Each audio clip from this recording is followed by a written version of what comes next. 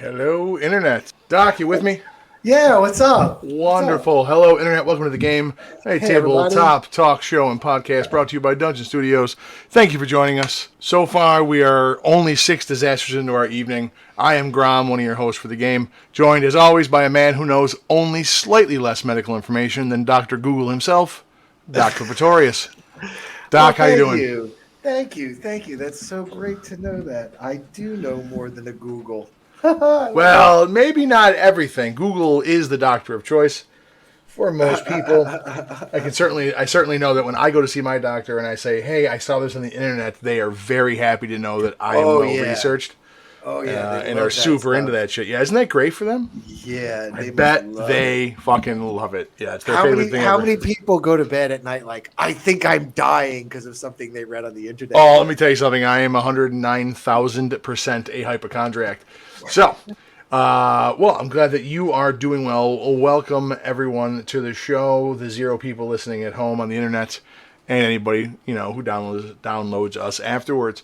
So, before we get into the meat, potatoes, and nonsense of the show, let's go through a quick shameless plug for the evening. So, Doc, I realized something today. Our Kickstarter, which has Jesus God, good job to start the day with.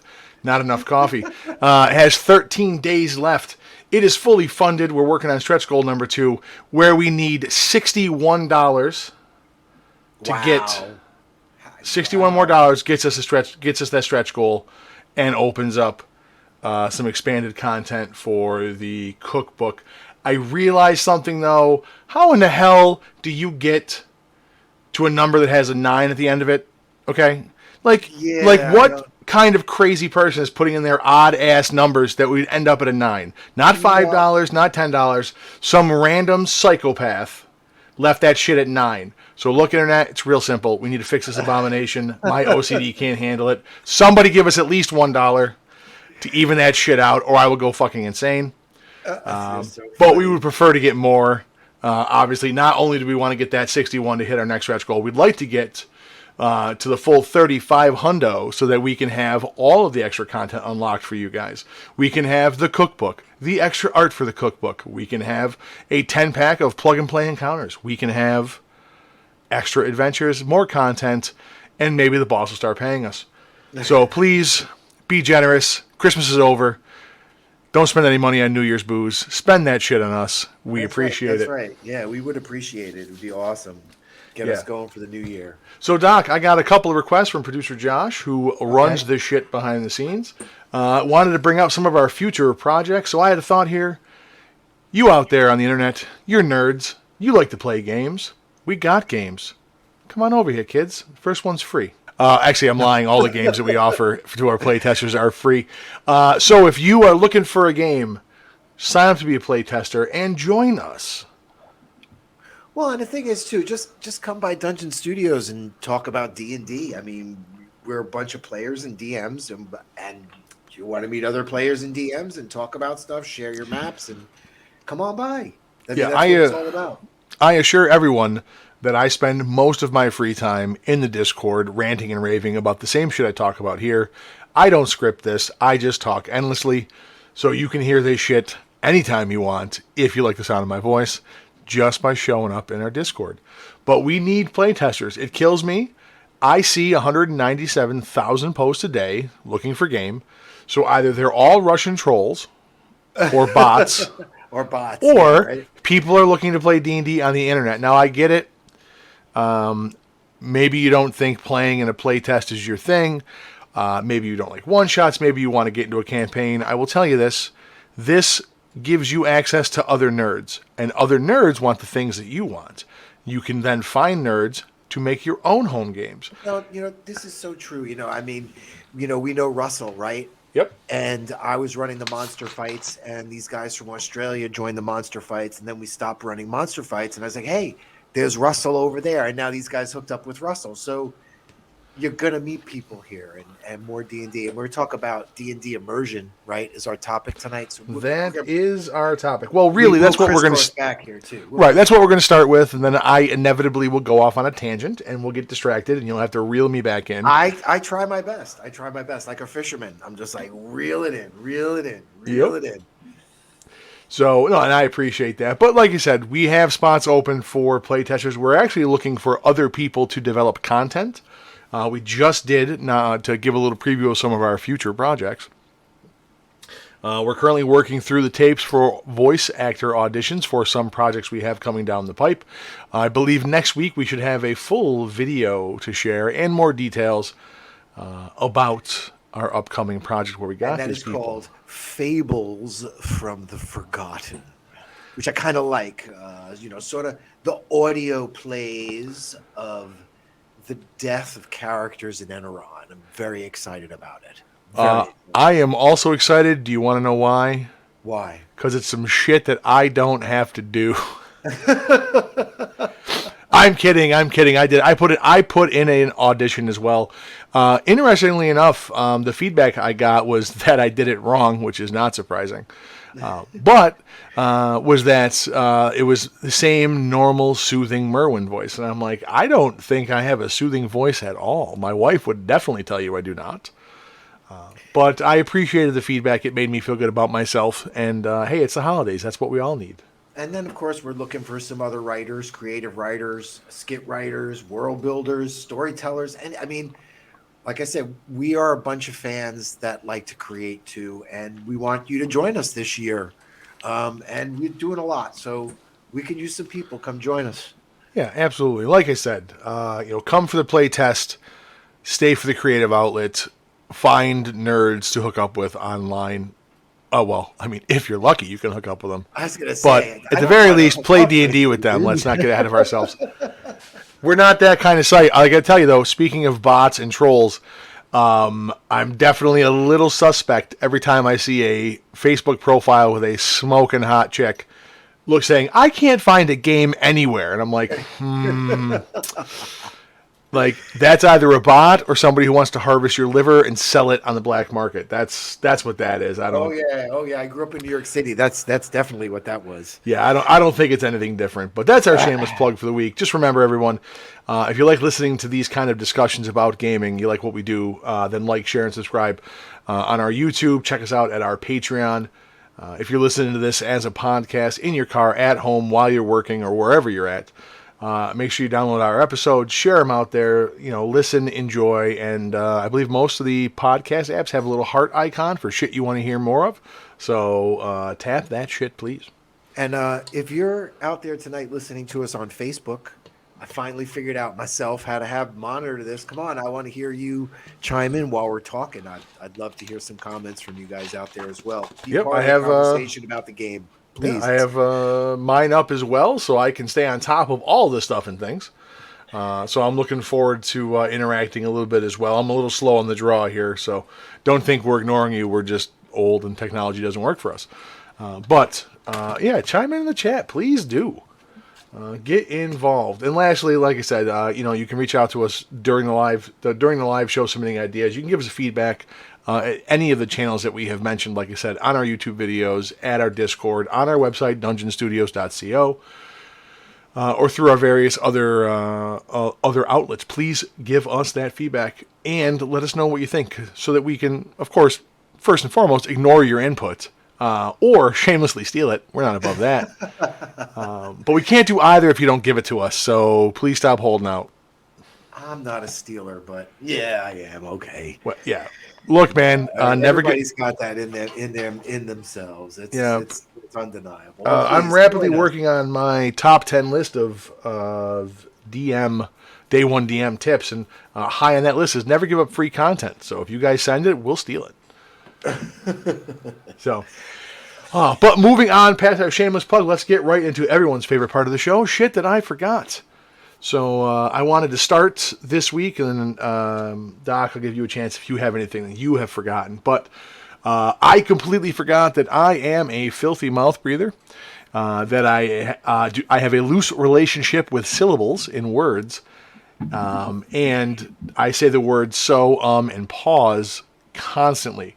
The reason I know this is I was a little sick last week. Thank you to everyone who endured listening to me talk when I was sniffly. But we didn't want to skip it. We didn't want to skip a week, and I had to edit the show. So the amount of time I cut out of me going and then saying nothing left us with a nice, tidy 6-minute long show after we recorded for 3 hours. So I forgot to apologize for that at the end of the last show. And I wanted to take a moment to actually thank everybody for checking us out and dealing with that. I know the shit I forgot. I know What's the that? shit I forgot. I almost killed myself during that. That was the shit I forgot. What? I'm only joking.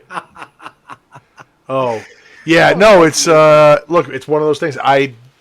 It was rough. I think everybody was sick over this last week. It's been a rough week for everybody. That is going around. As temperatures dropping, I saw a meme, and it's just you remember that movie, The Day After Tomorrow? Yes, it's just tomorrow. It's just tomorrow. Yeah, I mean that's perfect. It's perfect.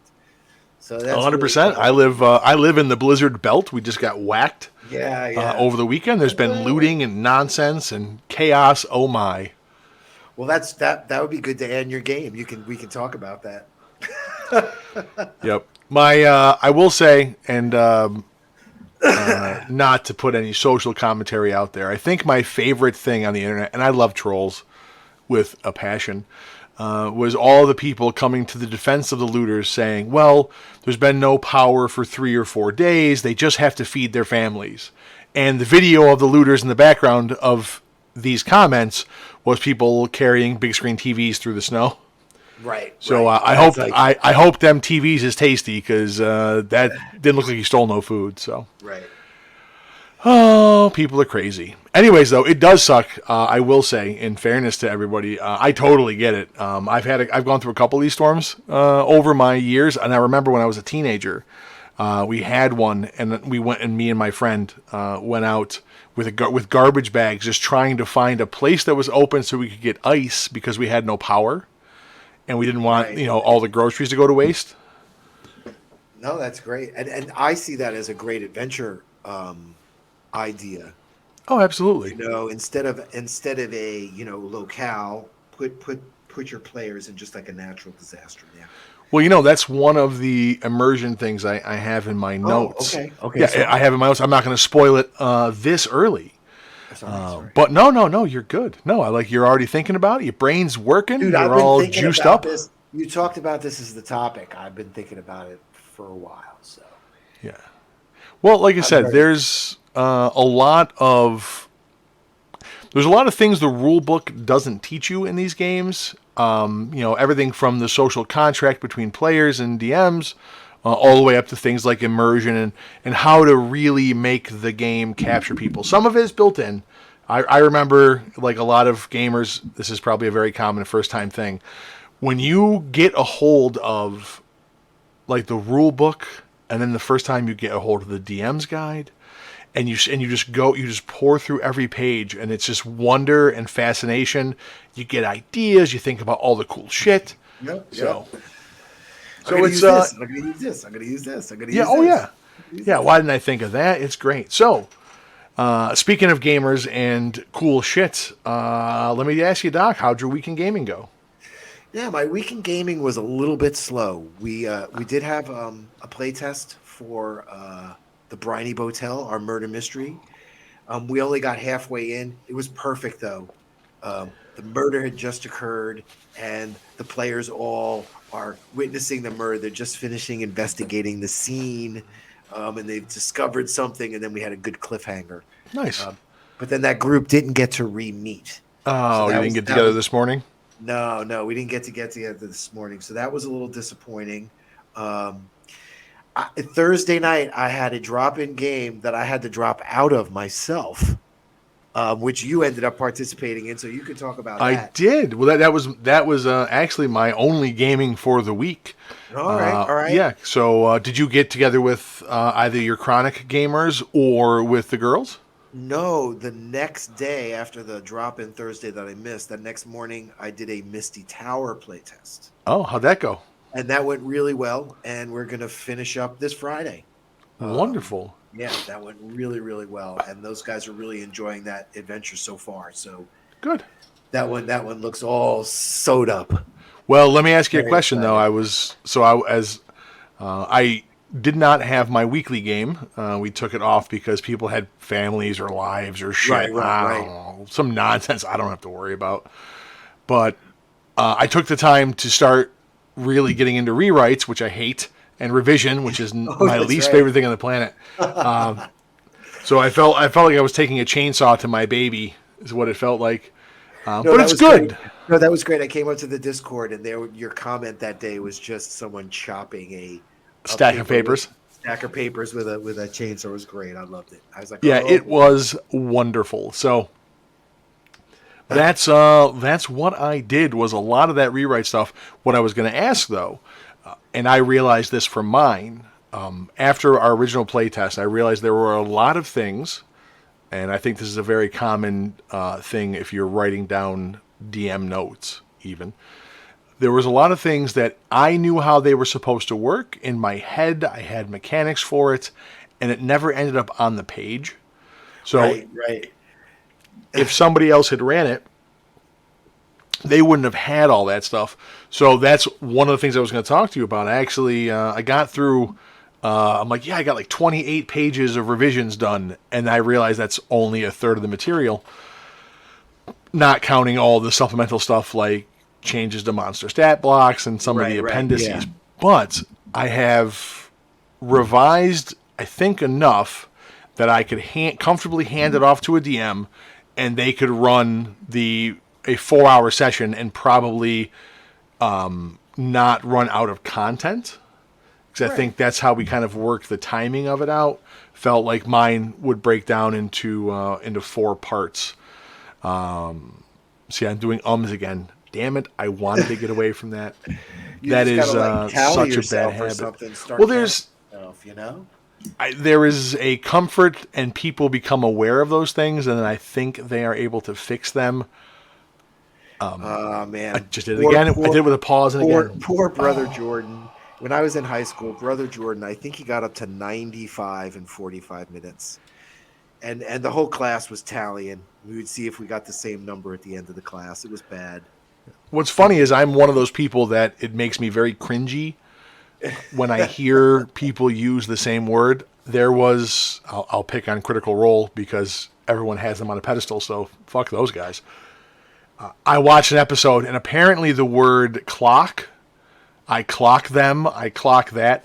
That apparently became the word of the day. So I watched an episode when they literally said that shit like 36 times in a row Oh, that's for everything. And I'm just like, stop saying the word. Drove me nuts. So yeah, I don't have much. Like I said, I did revisions. I was part of that playtest where I you tried. said you wanted to ask me something. What did you want to ask me? You said you were going to ask me something? What? I don't You ask you said that. things. All right, you said you were going to ask me something. About Go what? ahead. Your rewrites. You were saying Oh no, it was sorry. What I was going to ask was, I think I have enough content rewritten that I can comfortably hand off the first 3 to 4 hour gameplay chunk to a different DM than me to run it and see how it goes for them. So I wanted to ask if you had a slot coming up, or if we have any DMs in the pipe that I can hand it over to get a play test in, so they can start working on it as I finish well, and the see remaining. that's the thing too. We need DMs too to come to Dungeon Studios. You know, you and I have been doing a lot of the play tests, and Yep. it's a great experience to come in and DM this type of play test material and test your moxie. You Yeah, know? I think that I'm. God damn it! I'm gonna. You want to hear a funny story really quick? When I was Are we gonna hear "goddamn" every time you say no, I'm That gonna might even stop be that. I'm worse. gonna stop that. It will be worse, 100%. I put myself on a punch count the last podcast I You did did it again. before. I know the last podcast I started up and was working on before the game. The studio was a sweet little in-home studio, and I wasn't used to being in one, so I kept punching the microphone. They had a different swing arm than I use at home.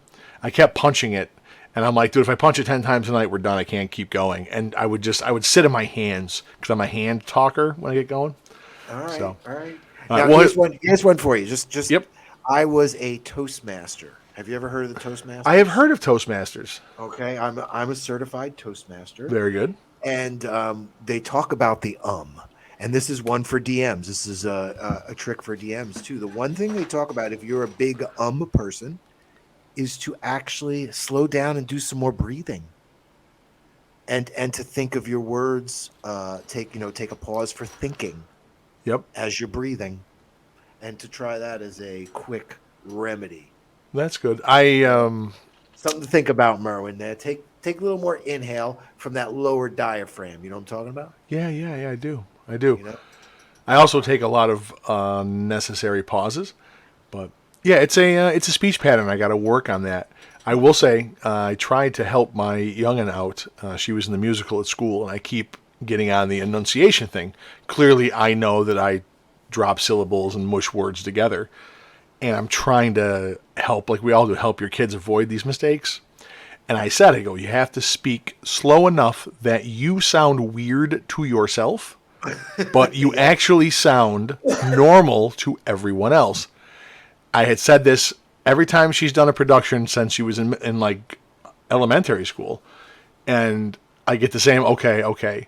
So I was driving home with her, and I started to bring it up, and she just goes, I know, talk so slow, like that. And I go, I thought you didn't listen to anything I had to say because I don't know anything, but clearly you do because you remembered what I said.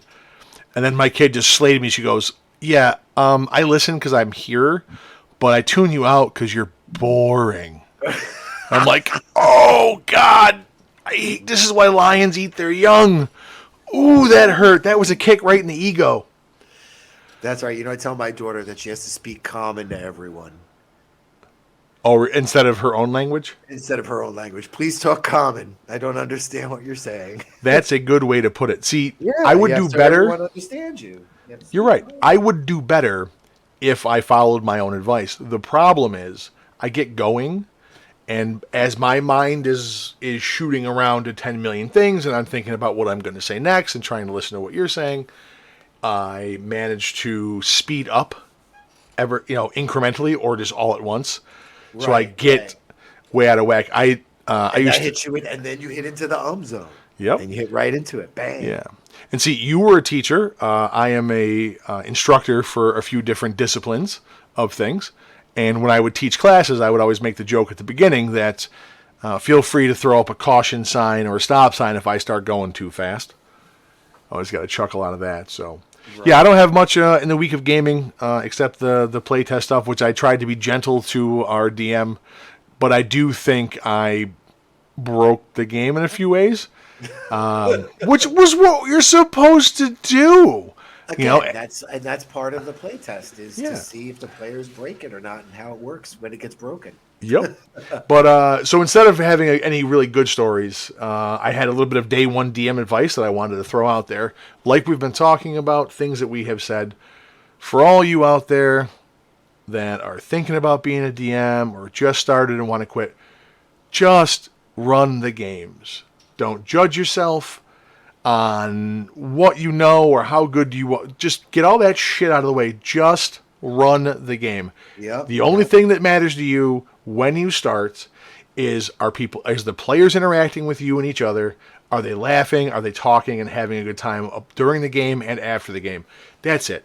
It doesn't matter if you fuck up. Doesn't matter if you don't know a rule. Doesn't matter if you have one good moment every 10 games.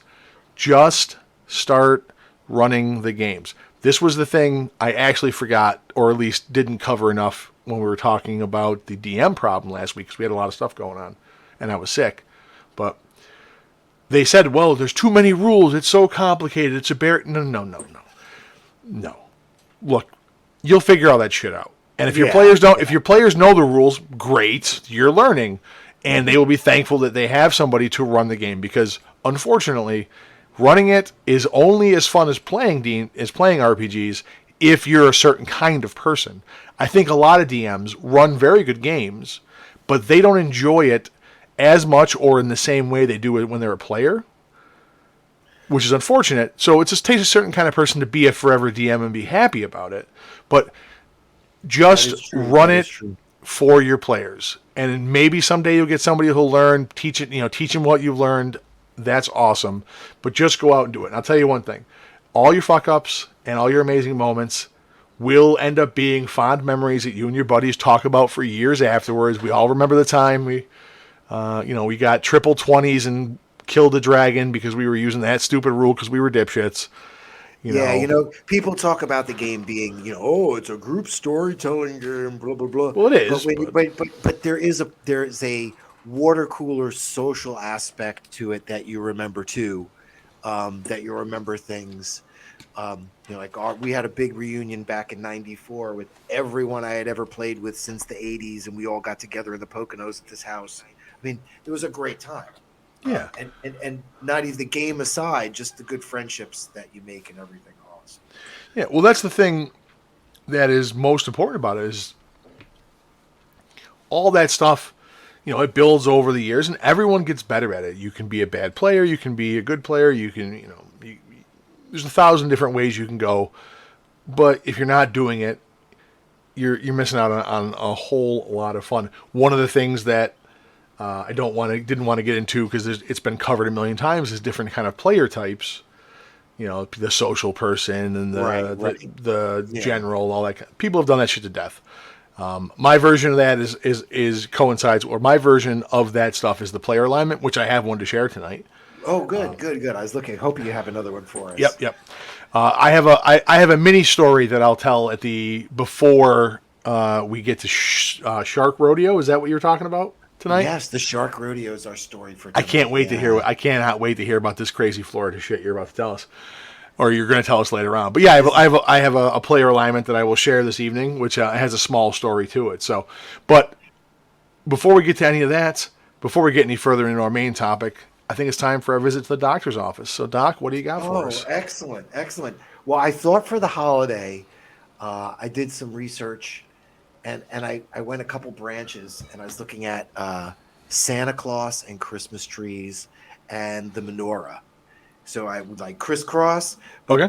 But the story of the menorah is too huge and monumentous. So I can't even go into that. I don't want to touch that right now. Really? Yeah. There was a lot more research to do there.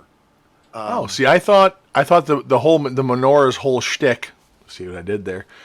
Was that you lit a candle each night leading up to Passover, which is the center one? Well, I thought it was that easy, but it goes back to a battle with Alexander the Great. Really? Yeah, and there's a lot more to it, and like I said, I had dug into Christmas trees and Santa Claus a lot deeper. Okay. So let's talk about them first. All right. Well, at some point in time, I want you to revisit that whole menorah thing because that sounds awesome. I think we're going to come back to that next. I think that's my next one because, like I said, I have that sitting in my history, and it was so intense. It reads like a mega adventure. Nice. So I do want to go back to that. All right, hit me with your tree knowledge. All right. So, we're going to start with Santa Claus first. Okay. Because I think it's important to understand. I think everybody knows about Saint Nicholas. When you talk about Santa Claus, you have to talk about Saint Nicholas. 280 AD, right? And you're talking in the area of like Turkey, and he's subject to many, different legends or whatever. But he basically, went around and gifted people and helped the poor and the sick.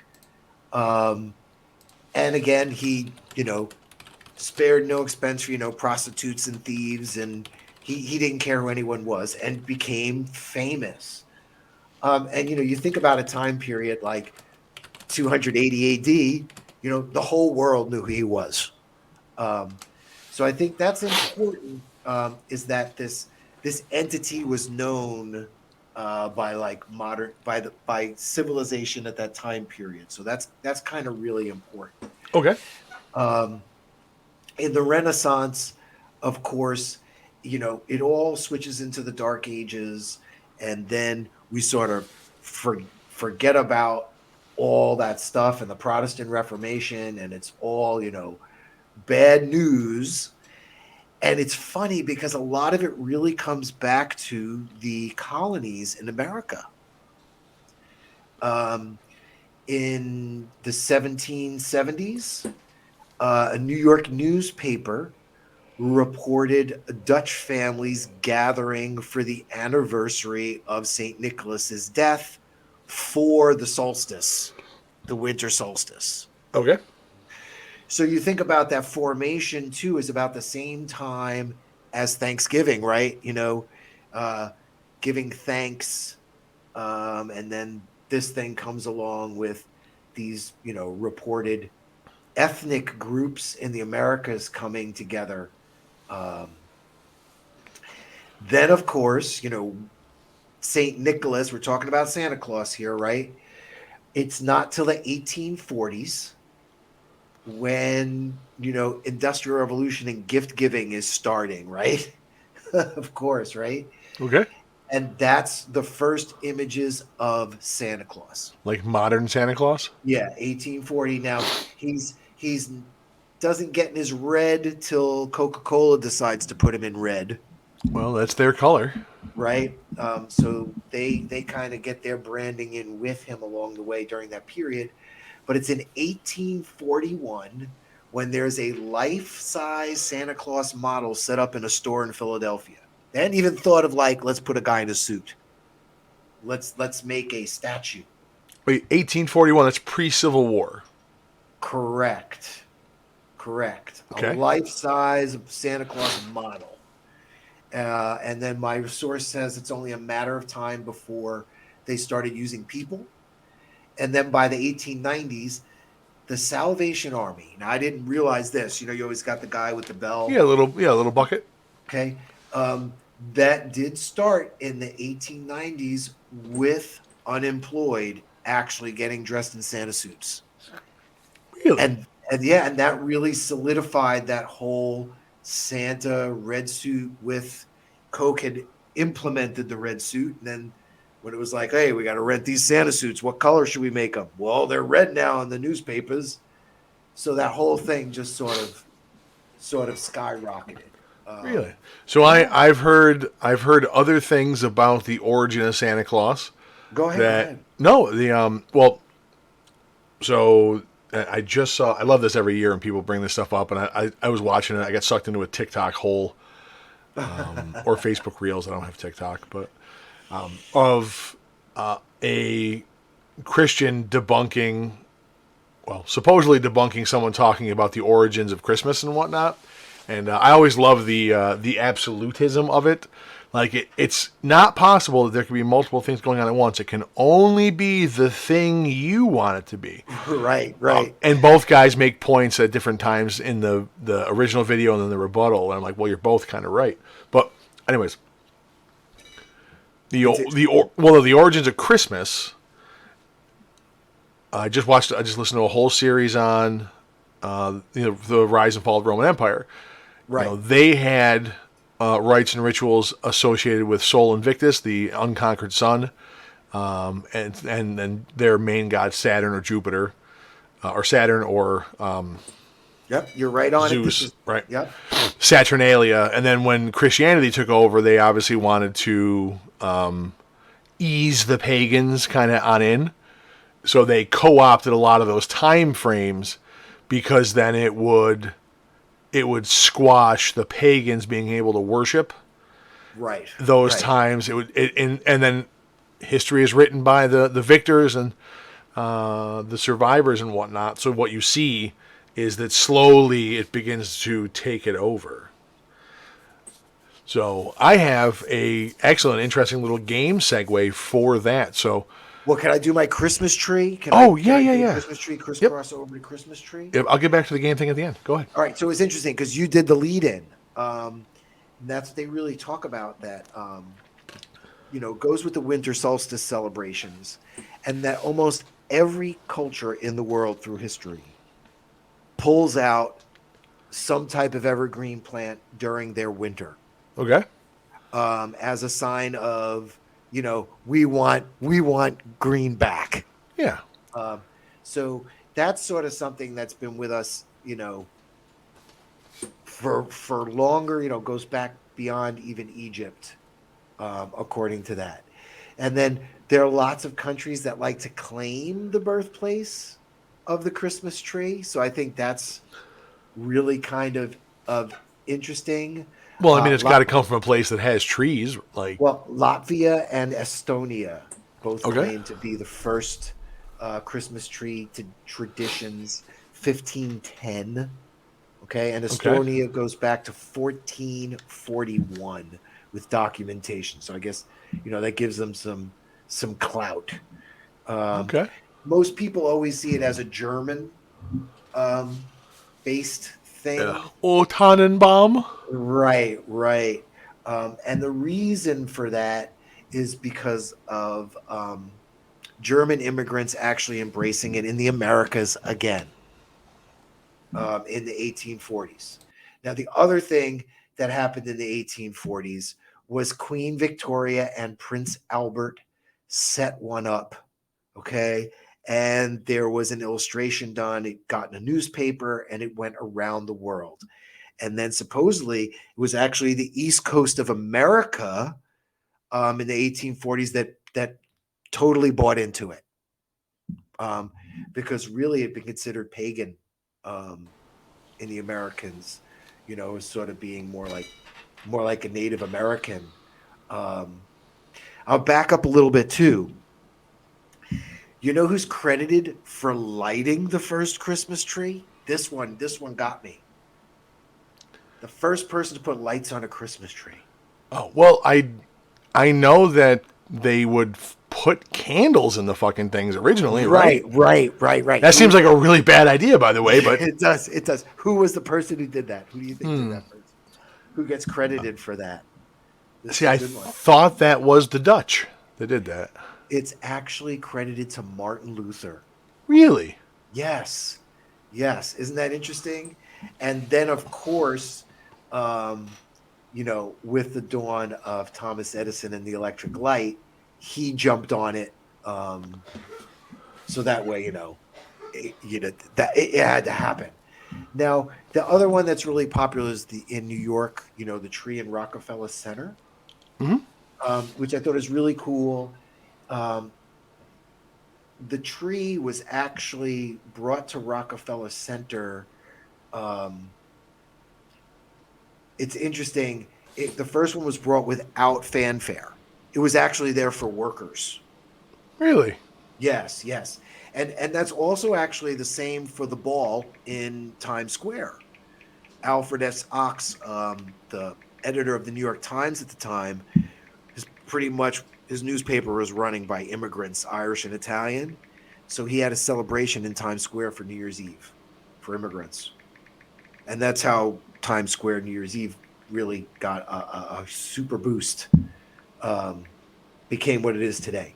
But anyway, so the same thing with Rockefeller Center. It was originally there for the workers post Depression, and then eventually got lit. And now, of course, it's a must see. You can't walk through that area without being like Oh, it's jammed. yeah. And they have them in a lot of places. I have in Syracuse, where I'm from. They have a big thing downtown with the tree lighting, and they bring in this monstrosity of a tree. Well, and it's turned into something everywhere. That's what I was just about to say next. Different countries are starting their own tree traditions now. They're talking about it being one of the fastest evolving cultural things going on in different countries right now. Everybody wants to sort of separate themselves and have their own thing. Well, let's ask the important questions about Christmas trees. When do you put yours up, and when do you take it down? Oh boy. See, I don't have a Christmas tree due to my health condition. I'm going to tree shame you. Oh, you guys don't have one anywhere else in the house? No, I do not. I do not have a Christmas tree up in the house. I do have the one my son made at school on the refrigerator. Okay. And we live in an apartment building, and there's some nice townhomes across the street that all have theirs in their window. So it looks very nice and Christmassy to us. Okay. We had some years where we just put up a wreath. We didn't have a lot of room. Okay. Okay. We had one year with a mini fake tree. All right. Okay. So Now, but- I will say this. When I lived with my roommate, Vinny, his family tradition was the Army-Navy game. That Okay. was the tradition to put the tree up and decorate the tree during the Army-Navy game. Yes, because fighting about the football game isn't violent enough. Let's also argue about the tree. I like it. Well, so this year was a little weird, due to a lot of conditions, angsty teenager and sick wife. We actually did ours on Christmas Eve, which is the latest I've ever done it. Okay. It didn't feel like Christmas until we did.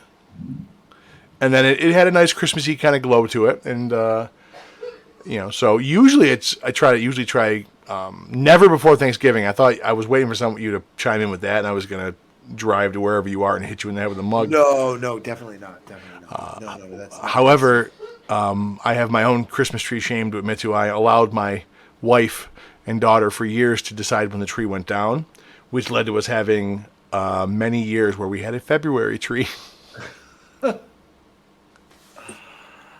Oh my gosh. Yeah, some years we were being lazy. Some years, they liked how it looked, and I will say this: whatever meaning you ascribe to it, and this is the shit that always drives me nuts with people when they want to get on others for the traditions or, how dare you, that kind of stuff, or people that just give up on things that they normally would do, like Halloween, I don't want to support this or that, so I just have my light off.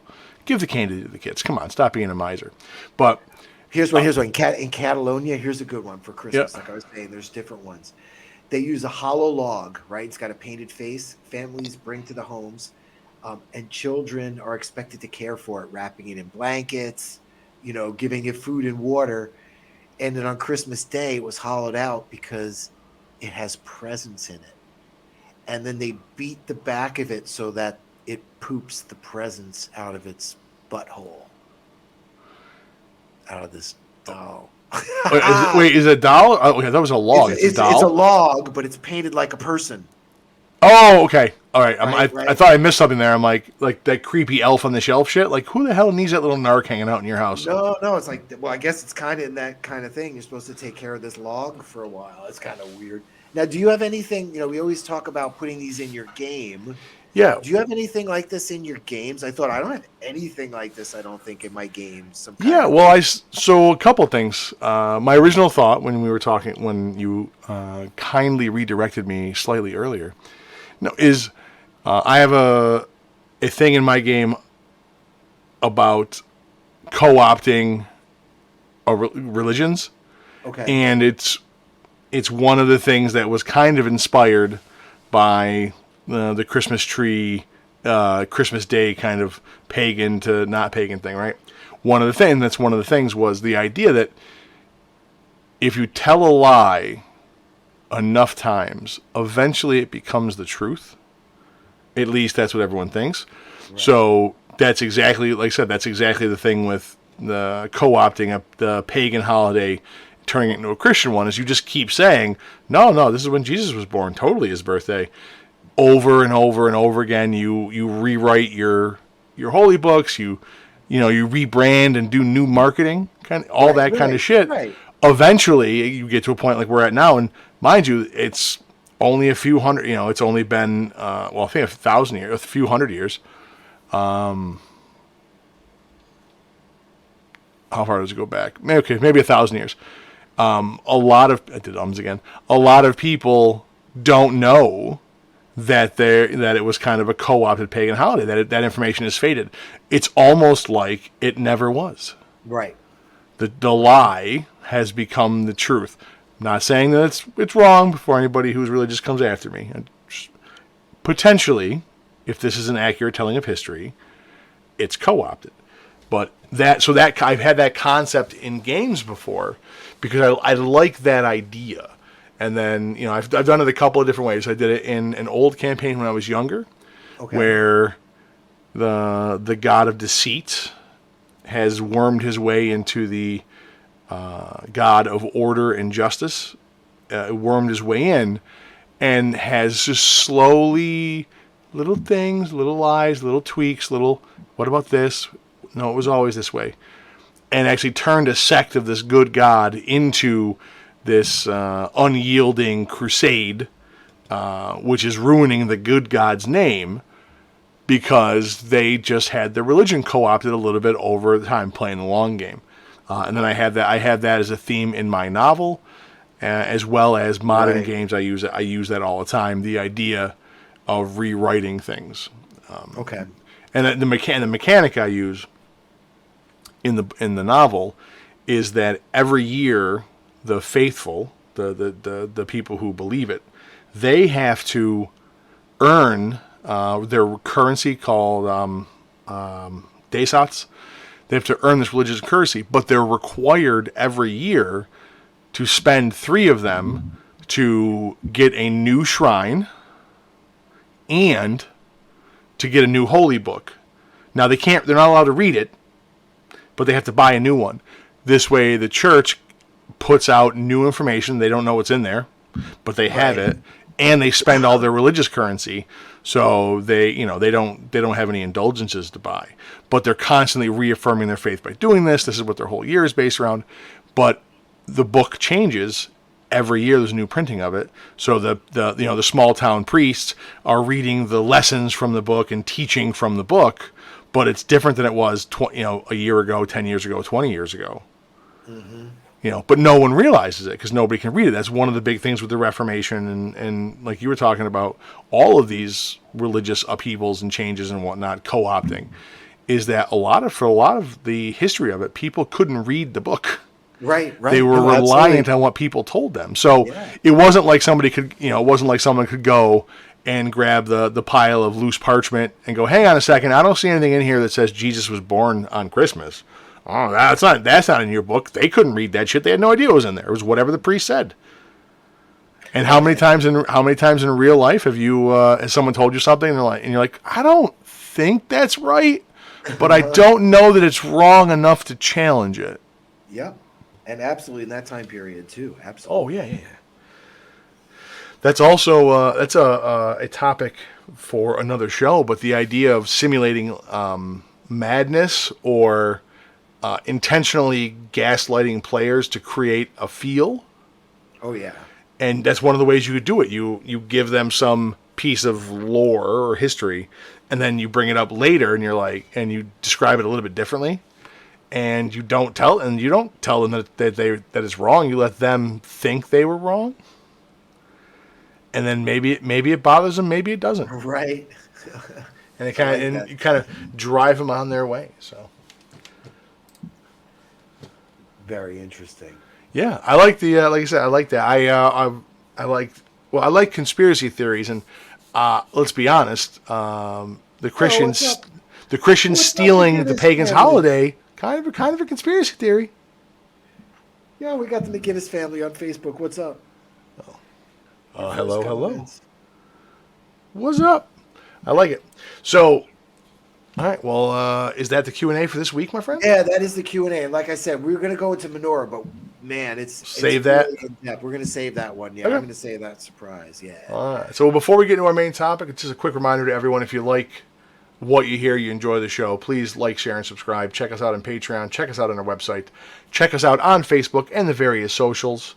I'm trying to be more active on the social media. I'm terrible at it, but we're putting stuff out there. So like, share, subscribe, get your friends into it, and keep coming back. Like I said, we have a ton of different options. We have the shows. We have the Kickstarters. We have the Dungeon Studios creative teams. We have the Discord. We need play testers. Give it to us. Maybe in the near future, speaking of future projects, maybe we'll start hitting out with some smaller format stuff for the game so that we can reach out to people who don't have 3 hours to listen to us talk, but could spare 5 minutes or even 60 seconds. Yeah. Yeah. We're talking about that. Excellent. All right, well, let's hit our main topic of the evening. We're actually going to split this up into 2 sections before and after the break. We're going to go over the DM part first and then talk about how this relates to players in the second half. So, thank you for sticking around. Let's talk about immersion. Yeah, definitely. Definitely. I put this out in our Discord Okay. just to see what people would say. Yeah, and I it's saw a kinda- couple of really good ones on there. Yeah, well, and I realized what a spectrum people answer this question. It's so personal, and it's important. The one person, the upright man, He's into associative mechanics where possible, deep character backgrounds, plot hooks that involve character backgrounds, which is totally something I believe in. And a well written story. Tell simple stories with complex emotions, not the other way around. And and I think the one thing I've been really thinking about, everybody talks about session zero, how to run a good session zero, and yes, and what he's talking about here, character background, getting the plot hook and involving the character background. That's what session zero is about. But what I really think is this thing I call session 00. Now let me ask you, Merwin, if you have a 00. No, I just start everyone in the tavern, let them murder each other. That's why my games fall apart very often. No, do you really? That's how I used to do it. Now I have a bit of contrived storytelling that establishes a in-game link between characters, so we get past that whole "why would I hang out with you? Why would we talk to each other? Why would we travel together?" Okay. I see. I see. It's kind of like a session 0.5. I like to do the character building interactively, but in the time between when we agree to start a new game and the actual first session. Say that again. Say that again. I missed that. Say that again. So I like to work on the character stuff with the players individually through text or chats or whatever after we decide to start a game, but before the first session. Right, and I think that goes along with what I'm talking about, 00. Yeah. And having a good immersive game. That 00 is like sort of like you talk to everybody, like, what are we doing? Like, are we going to have a horror game? Are we going to have a killer dungeon crawl game? Like that before anything is going to help build your immersion. I think is key. And then you get those people together. But I like what you said because I do exactly the same thing. Yeah. And like we promised earlier on, ignoring or stealing people's information, we also will pick apart the shit you say. Reading the Upright Man's comment, there's a lot of good stuff in there. I do think there's one thing he mentions about people talking in character voice being an immersion thing. I will say this. That was another comment he made about this. Yeah, I will say this. I do think that there are different levels of role playing that people are comfortable with or are qualified, have learned to do. So I don't know if the DM not using the voices or not speaking in character is necessarily a barrier to the immersion of the game. I think that is... I'm sorry, let me rephrase it. It can be for certain players if that's what you're into. But I think that is more you're at a different level than the DM is, and that's going to cause some of that regardless because... And this is why I was talking about this spectrum of what is immersion in the game. Right. That's... we had Barry, the movie demon, made a comment. I was just scrolling down to his. And he said, he's talking about LARPing and how much more you get involved when you're LARPing and that kind of stuff. And it's funny, I was talking about that game I had with the reunion game with my friends in the Poconos. That was a very immersive game because we were spending the whole weekend playing. And I was bopping around to different player groups and coordinating like all these different groups at the same time. So that can also make a game very immersive. All right. Well, I think... Go ahead. No, so I think one of the things we should do, and this is a good technique for you if you are debating or discussing things with people, I think we need to establish what the term means so that we're not talking around each other, discussing different things. Because I think immersion for you sounds like it's a little bit different than immersion for me, which might be different than Upright Man's immersion that he's into. And Barry makes a great point. I will say, have you ever been to a Renaissance fair? Yes, absolutely. Have you gone in costume before? I can't say I have, no. So I have done it twice, and I can tell you it was both of those times were far more fun than when I would just go, in street clothes. Yeah, I bet. Absolutely. Yeah, absolutely. So, I was going to say, I've done a lot of Trek shows, in Borg costumes and stuff like that. And it's it's great. It's Oh, just nice. Yeah, yeah. Oh, I've been to Comic Cons with my kid went, and she was in character for one of them, and it was a great experience.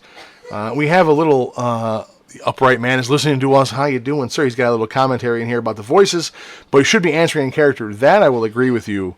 If there isn't a clear breakdown of what's a character saying something and what is you saying something, that is both confusing and obviously can tear you out of that immersion. So thank you for the clarification. See, we read the shit you guys write.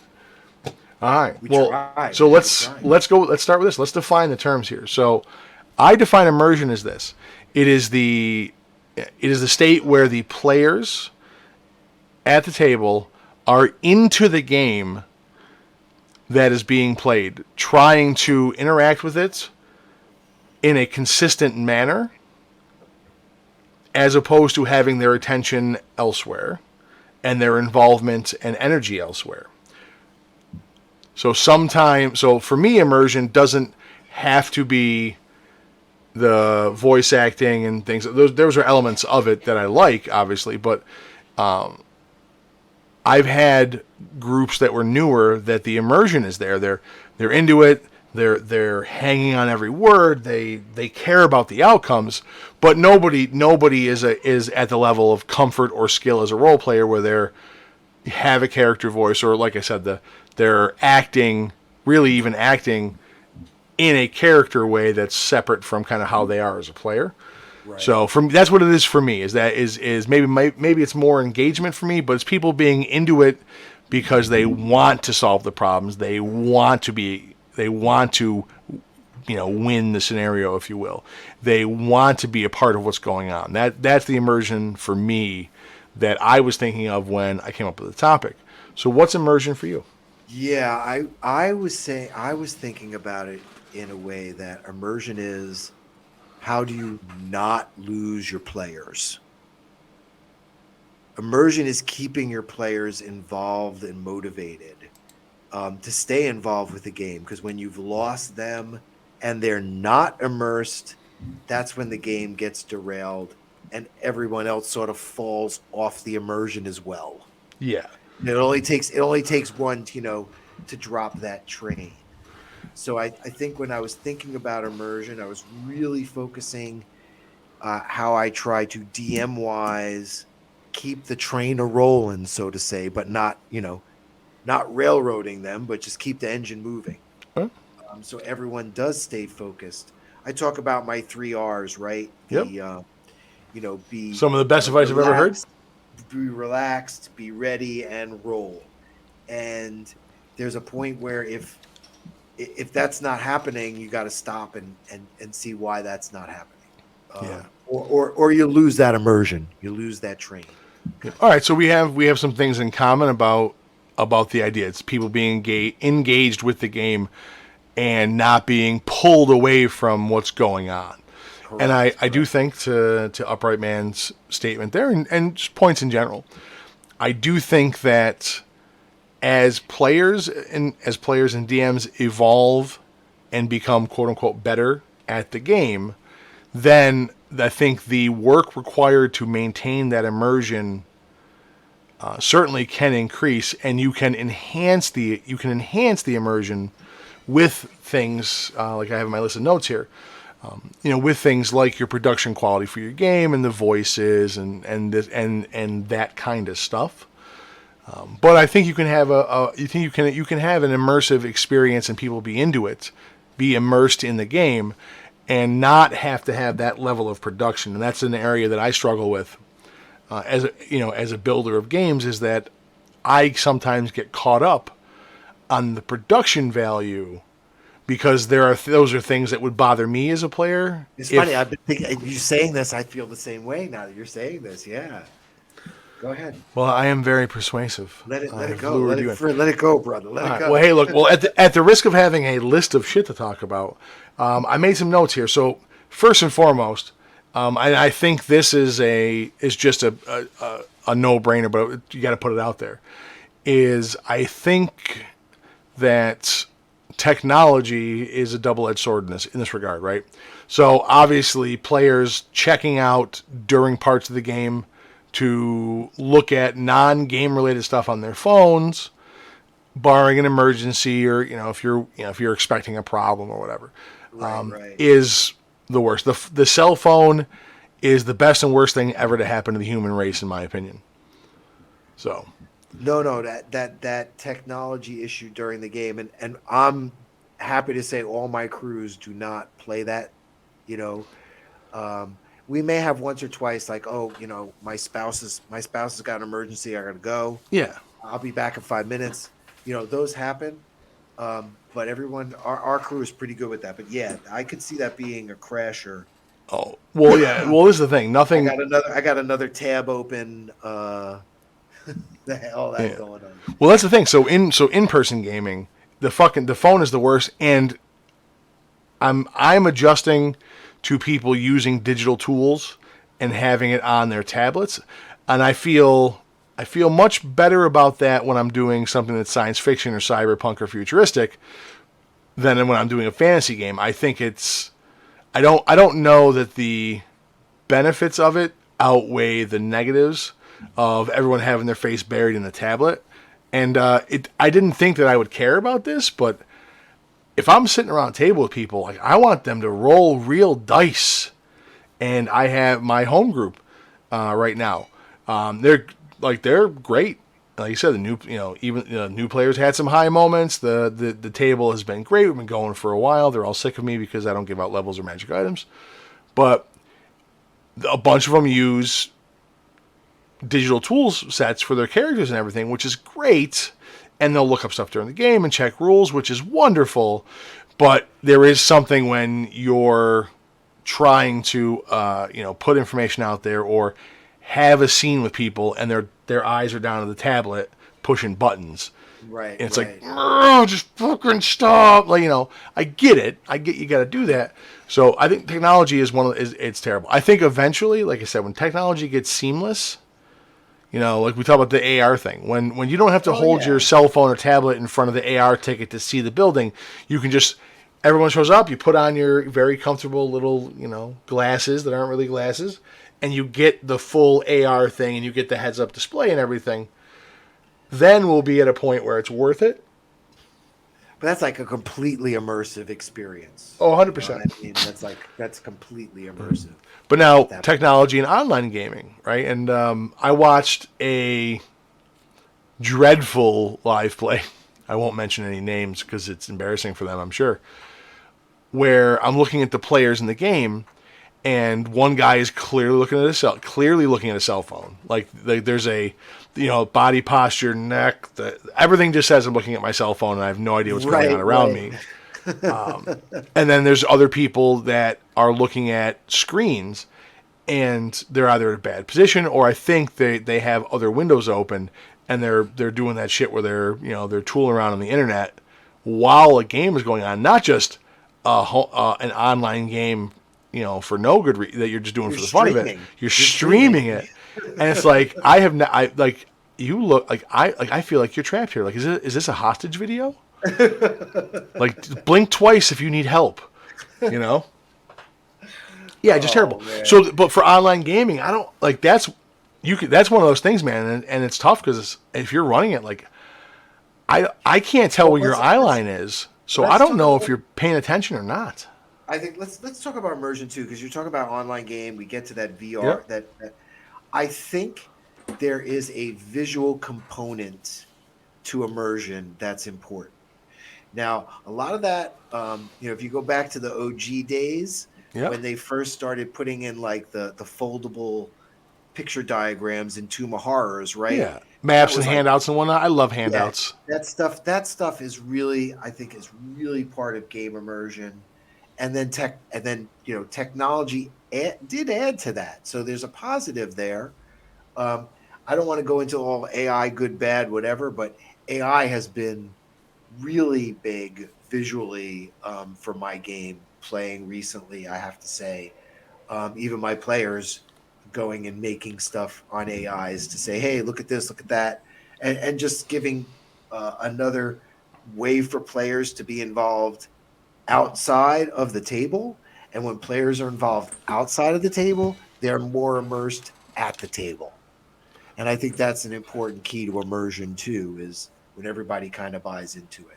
Oh, so you mean like when you send them background information, they shouldn't ask you if there's an audiobook version because they're not engaging with it? Like happened to me. No, I see what you're saying. I mean, like I do a Facebook page for my Ravenloft group, and every week I put something, and then I'll put like the maps for that week. They may not even go there. In fact, one of my players is like, I don't use Facebook, and I'm like, well, the maps are there, f you, you know.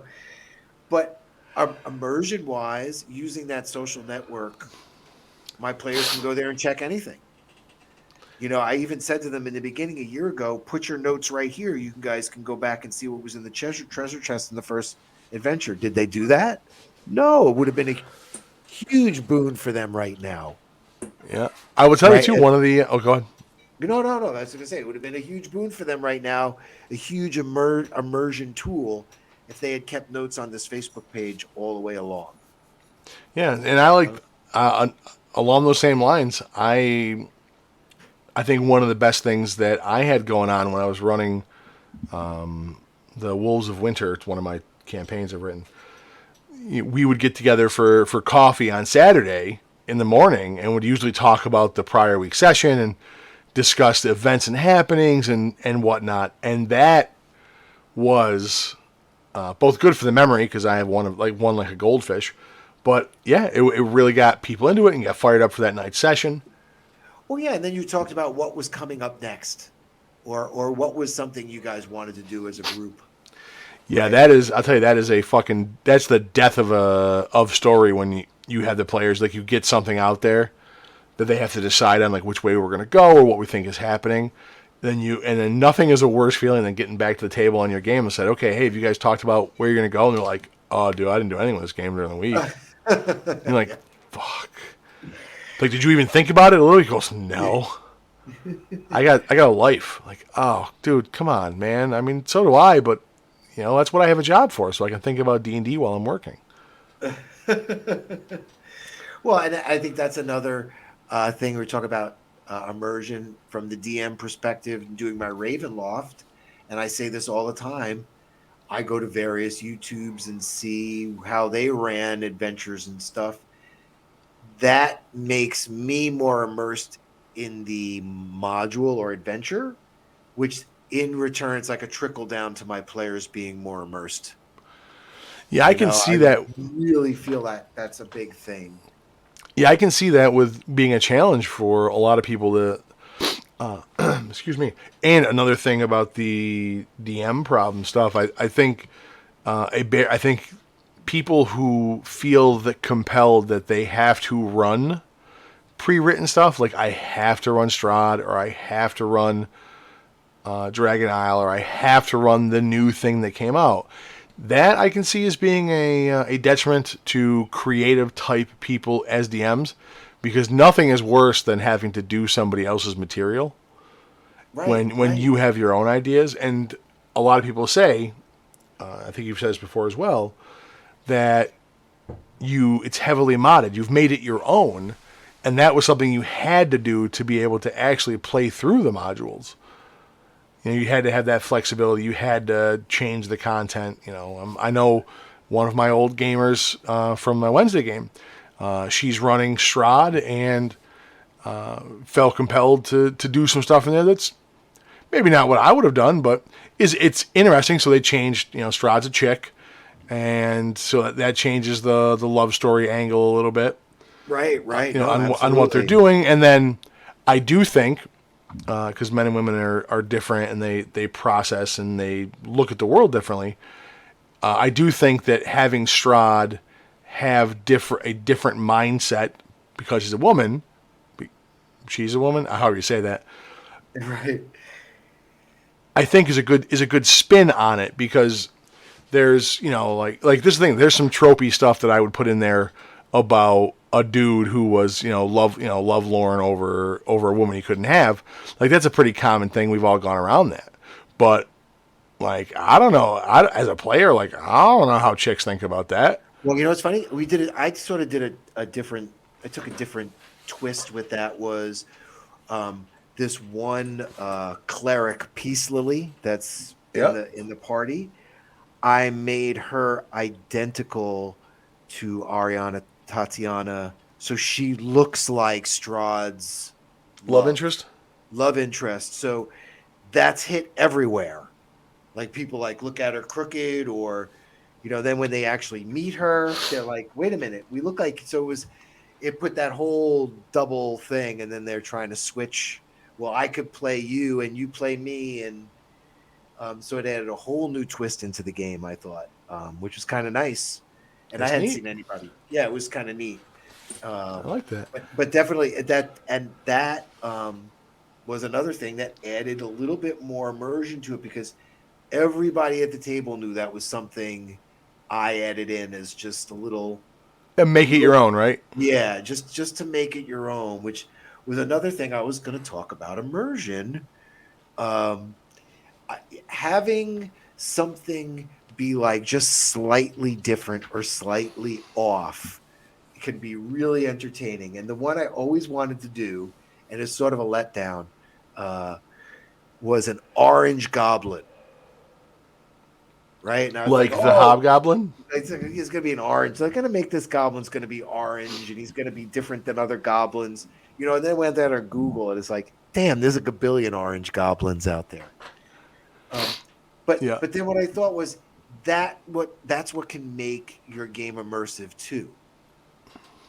Like on this continent they're orange goblins, on this continent they're purple goblins. Oh, and then in this island there's a goblin war going on. Yeah. It becomes a very, very immersive situation for your players. Now, Necro Nate, who's also in our Discord, this sort of touches on him. He talks about a deep, rich history of a world being important for game immersion. And it's funny because for me, and I tell you this all the time, I do a lot of that random stuff. So I really don't have the history. I kind of go mystery box. Oh. And Oh, again, no. that's that spectrum where Mystery somebody box. wants everything, or somebody wants to try to figure out everything. Yeah. Well, I do think so. I do think that. No, wait. I just wanted to mention. Yep. Necronate also said he likes logical quests, which I think is really important. Yeah, that is really a number one. Well, here's the thing. So, the point I was about to make. I think that, and this is my next thing on my list, or at least it connects nicely. I think that understanding what the individual players are looking to get out of the game will allow you to build the immersion for them, because there are some players, I have them at my table, that just do not care. Like I have a ton of that stuff, history and how societies interact and how things have risen and fallen, and I'm always hammering away adding stuff to that. And I have players that just don't care. Like if it's not something directly relevant to solving or progressing the plot, the adventure, they're not. It just doesn't matter to them. So my second thing on my list, and I was trying to kind of rank these as I was going.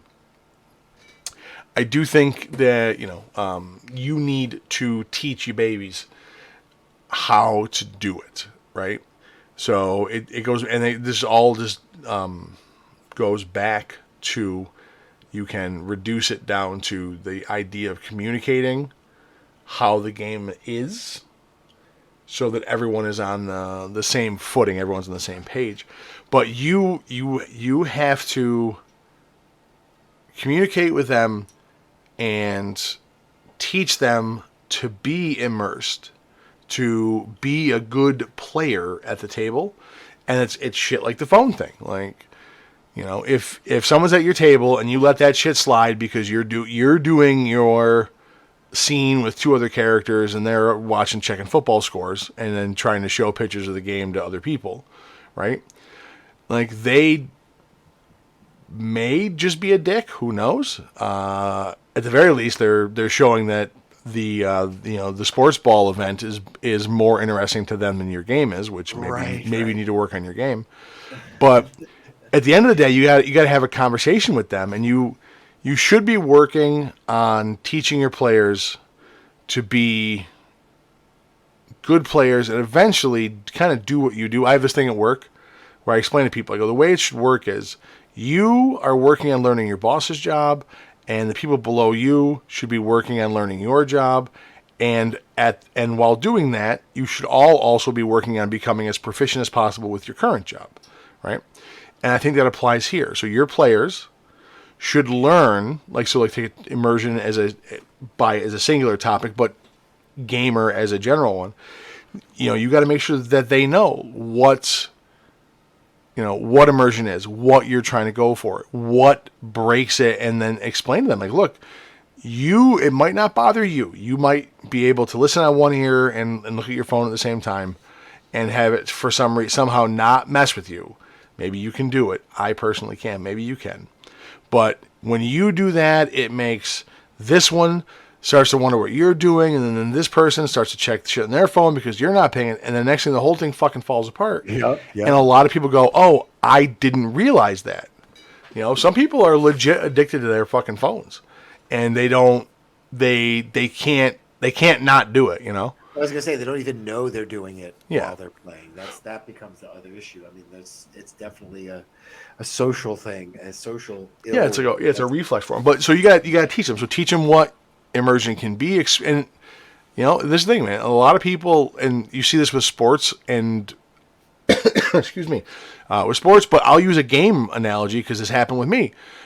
I never I love video games. I love fighting games. I never considered watching other people play games on like Twitch, and I got in League of Legends, same thing. I'm like, I'm not watching other people play a video game. That's stupid, right? I didn't realize how much fun that can be, but secondly, how much it can improve your gameplay by doing that. Right. So I never gave that shit a second. I never gave it a second thought, and I would bet that a lot of players come to a table and they don't ever give immersion a thought in the game. They don't think about it. Maybe it doesn't bother them, or they're not aware of it. They don't realize it bothers the people. But if you teach them to appreciate that, and show them how this will enhance your experience, this will get you more involved.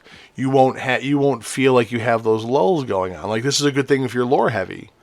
If you have handouts and shit, I would much rather, a player, sit down and go, oh, let me see the handouts while you guys are talking to this guy. And then go through the material, right? Go back through your notes. Yeah, actually look at it, yeah.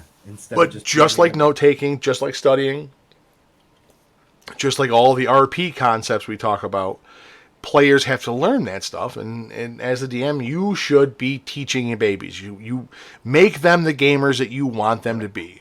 Well, I think it goes into your alignment thing again. You have certain players that keep track of that stuff, and Well, that would be my next point too. Is you teach them what they need to know, and then you through communicating with them, you need to identify what they're there for.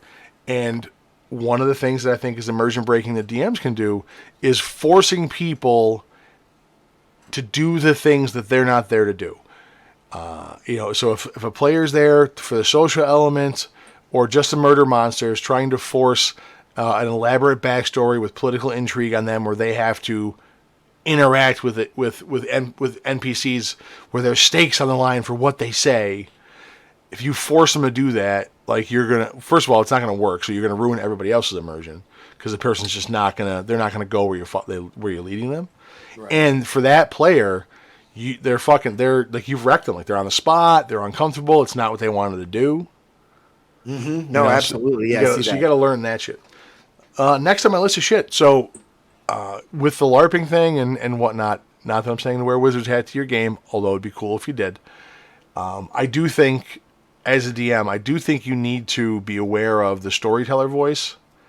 And so at a low level, when you're getting into this, right, you can tell your players, hey, this is, hey, look, the king says the following, so they know that it's in character, and that allows them to process the information correctly. But I do think for seamless immersion, much like the technology thing where you want it to be out of the way, I think having a storyteller voice, something that indicates that you're narrating or you're interacting as a character, I think you need to establish that with your players so that they're aware of it. And as a DM, it's a skill. You need to develop it.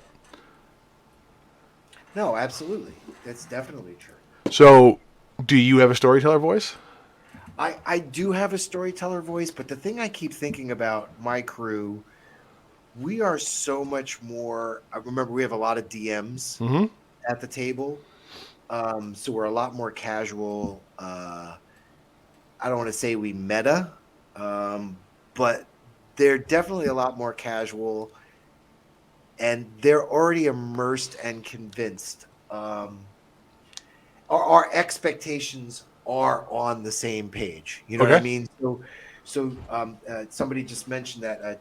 In fact, it's TJ. Oh, it's TJ said session zero is important because everyone's expectations are on the same page. Our expectations are always on the same page, so I think that keeps us really, really immersed. And if not, Um, you hit your players with a club until they get on board. no, I think I'm lucky with the OGs in that respect. Because again, one person takes that off the rails, you're done. Yeah, You I know, will. it's toast. I will tell you, it's one of the things that fucking has driven me nuts for years. I mentioned this before, and I'll bring it up again. And these are people that I consider to be like family. I love them to death, but I have players in various incarnations of my home games over the years that never learned the rules, just never progressed with anything, and it was so frustrating because I bet. Yeah, they're that would be. yeah, Yes. they're just like, and you're like, you want to be here. Like, you want me to run a game. We talk about it. You bring it up. I put a game together. You want to play in it, and then you do zero things. That shit is meta, and it goes back to what we were saying about the DM, people not wanting to DM. That I will tell you from experience, 100%. It's one of the many little things where I'm like, you know what? Fuck it, I can't anymore. It wasn't a big blowout. It wasn't a huge argument. It was a combination of really small stuff that I'm like, I just can't anymore. Like, it's not. I can't even enjoy the elements of it that I do enjoy because you guys are idiots. So that was a little tangenty, but yeah. So like I said, do you have? So I want to talk about immersion. I think one of the important things with D&D and immersion is how to run combat, Okay. right? And there's a few things you can hit here. I think one, no matter what type of a DM you are, whether you're using Roll20, using their tracker, or if you're on D&D Beyond and you are proficient at using their encounter thing, Mm-hmm. those things are great. I'm not very proficient with them. I have to totally admit that. So I have to say, trying to use one and not being proficient at it can really blow immersion. Yep. Um, so that's something to be aware of too. You know, if you're a new DM or whatever. I have my system again where my players call out their initiatives, and I have my eraser board and I put them down, and I'm used to dropping them where I need to drop them when they say their numbers, and I get that stuff moving. Um, because I think that can be really, that's when you get the person on the cell phone Yep. or off the table, because especially if you're in a pattern of taking a long time to do that, your players are going to know that. And they're going to start taking advantage of as soon as you say, oh, it's initiative. If you're just looking at a combat tracker and not talking to them, everyone sort of loses the immersion. Yeah. And a lot of times, what I will do too is someone's already involved in combat. Like, let's say a monster crept up on somebody or Mm-hmm. the ranger popped 3 arrows. I put him at the front of the initiative and the combat's already begun. And everybody else is now following suit. So it sort of sucks everybody into it right away, you know? And I think that moves combat a little bit faster. Yeah. No, that's definitely one of the things on my list. So not to not to be hypocritical or counteract what I said earlier about just doing it and running the game and it is what it is. Not knowing the rules to the point where you have to stop and look up everything can certainly be a drag. Combat is one of the things. Like I said, if you're a DM, I think the most important things that you can learn is the basic system, and then really spend your time learning combat rules, because that is the bulk of the rules of the game. It's where most of the slowdowns happen, and it is the big divide in the player community between people who like the talky bits and people who like the stabby bits. There's a pretty big line there. So if you're not on top of that shit and you got a lot of stabbies, you're gonna find yourself running into problems, man. Yeah, because you're breaking the game up to stop and look at shit. So, well, and that's now the way I combat that, the way I try to move that along, because I do have some new players in with my OGs or whatever. I say on deck, like baseball. Yep. So I'll say, okay, Billy, what's your action? Charlie, you're on deck. Be ready. Yep. And I think that has really helped keep my game rolling, because I've realized that who's ever after Charlie is already like, oh yeah, I'm next. I'm after Charlie. Like, he's moving. Yeah. The DM's moving this. I better pay attention. Yeah. Now, I do think that falls squarely under a player thing for the immersion. Like, how can you not fuck it up on your side? Like, you need to know what you're doing. But this is I guess it kind of falls under the notes I have about production quality of the game. That have that, like you said, have that shit together. Have your notepad right there so you can write down initiative orders. Don't be digging for shit. There are some things that you can do to keep things moving and not have to check out rules. That's one of the fundamental things. Is just make a rule, move on with that shit. If and it goes both ways. If a player throws, this is what we were talking about last night. If a player throws out some shit where, like, my class can do 11d7 backflips, fire 36 darts around, and have sex with a dragon all in the same turn, unless what they're doing is going to ruin the game somehow, just like, okay, I'll check that. I don't know for sure. You're telling me that's what it is. Awesome. We'll keep it fucking moving.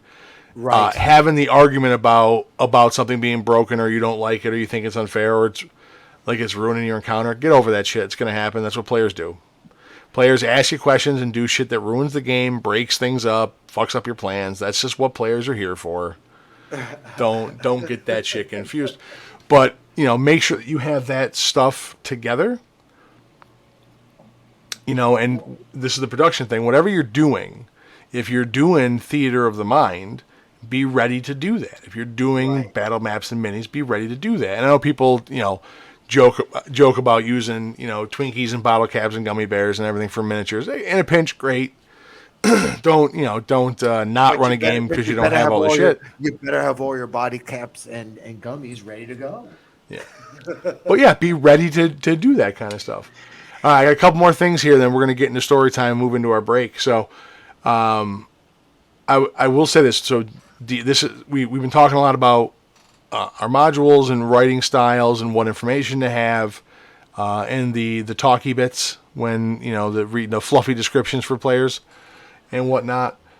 So I do think kind of a couple thoughts on this. So one, obviously, you should have clues, that are unspoken to the players that a character is speaking, that you're describing stuff. That's kind of the storyteller voice thing I was going at. But one of the things that you got to do is be aware of the fact that nobody has any input on what's going on that you don't give them. There are some things that, like, they're for granted, right? Like, I kind of have an idea what a cave is like, right? Because I've been in caves before. I told the story last week, right? I had the frame of reference. I understand, and this goes back to the player experience thing I mentioned last week. Like, I know what fear is. I've been in situations, that were were freaky that weren't really dangerous, but you never knew. I've been in actual dangerous situations before.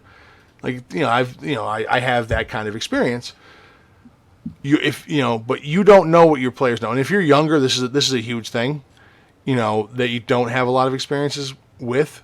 Right. People only have the information you give them. So one of the things you got to do, and if you're running pre-made material, you should skim through it so you're familiar with it and see where this stuff is lacking. But you need to set the scene, and the biggest thing with that is you have to address all the senses. You have, you have to tell them what it smells like, what it feels like, what it sounds like, what they see, and how visual that is. And then you have to let them know what That's they. great. No, that's absolutely right. I love it. Yeah, and one of the things I see, this is a DM hang up, right? And we made a joke, and I think I told the story before too. We made the joke in 3.5. The first thing you had to do was go on your sense quest because you don't have spot and listen as skills. You obviously haven't found your ears and eyes yet. Right. One of the best DM tips I give out to people is have some sort of system in your mind or on paper for passive information that you're just going to give out. You do not make getting your sensory information a fucking dice roll. Please don't do that. Like, what do I hear? Well, go ahead and roll. Well, no, hang on. And then people, well, you rolled shitty. Well, you don't hear anything. Well, no. Like, again, you always are hearing things. You are always feeling the temperature of the room on your skin. You are always seeing what your eyes see. Like, you always see something, unless you're blind. You're always hearing things. You're always smelling things. So you can provide that information before any dice are rolled, and you control it, though. So you use that to build the scene in their mind. And a lot of people skip over that. I used to get picked on because all of my terrain was rocky and brown. And, so I don't know and they were right. They're like, well, I don't know what anything looks like. It's just rocky, gray, brown terrain. That's what you always say. So I just assume there's no trees, there's no flowers, I don't smell anything. And I'm like, oh, because I used to do that. I would wait for them to roll dice to tell them anything. Right. And you didn't dress it, so they put nothing in there. Yeah. And and with modules, man, every person's going to be different. So, the one thing I found with modules, I have to say this too, there's always that really good flourishing storytelling text for the DM. Sometimes. And no. I've actually found, I really feel like there's actually really good stuff for the DM. Like, let's say, what's that? Agensloth, the Silver Dragon Castle in Strahd, right? There's all this really good lore in there, but you got to find a place to put that stuff in. I feel like sometimes you've got to kind of digest that and see, is there a ghost or a spirit or an NPC that I can use this, because they put that in the book to immerse you as a DM. See how you can incorporate that as, for your players as well, because that's going to help immerse them in the story as well. Yep. I think it's important. We said earlier, alter that box text, use some of those DM notes. And you said you use the storyteller voice. Mm-hmm. Sometimes I'm like meticulous and like I'm highlighting something that's not the README text that I want to use my voice for. Yeah. Well, that's an advanced. So since you mentioned that, that's actually a kind of an advanced thing with the character voice. One of the things that I've talked about this before too. One of the things that I do, is I try to have names and things sound the same so you recognize the setting, and then I try to have people from the same area sound a certain way. Right. But one of the things that is huge is people don't really. People, if you haven't never heard this before, let me learn you something today. A very small percentage of human communication is what is said. Most of it is how it's said, the connotation and denotation of what's being said. Absolutely, yeah. The context, the pacing, all that stuff matters. right?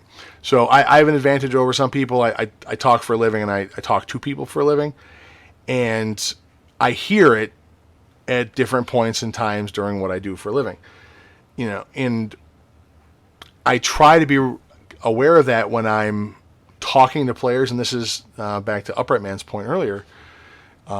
If you're not comfortable talking as a character and your players aren't comfortable, don't force this. It's not the end of the world, but be aware that you need to add more information in if you are just telling somebody what someone is saying, as opposed to saying it as if they're saying it. And the reason why is how they say things, the pacing of it. Those give clues to what they mean. Like the classic insight check. We insight check everything. Okay, that's a little ridiculous, but you will find a lot of that stuff you can get where you can dispense with, or you get more targeted results if you read things as dialogue and you are aware of what the character's feeling or whatever, and you do that. So, I'll give you an example. If you're speaking to a character who's like secretly the villain, right? Right. Type thing, or your red herring kind of character. You want the players to not like them. So, if you're just saying, all right, yeah, so, and I'll use Boundersheen as one of my jackass characters from my other campaign.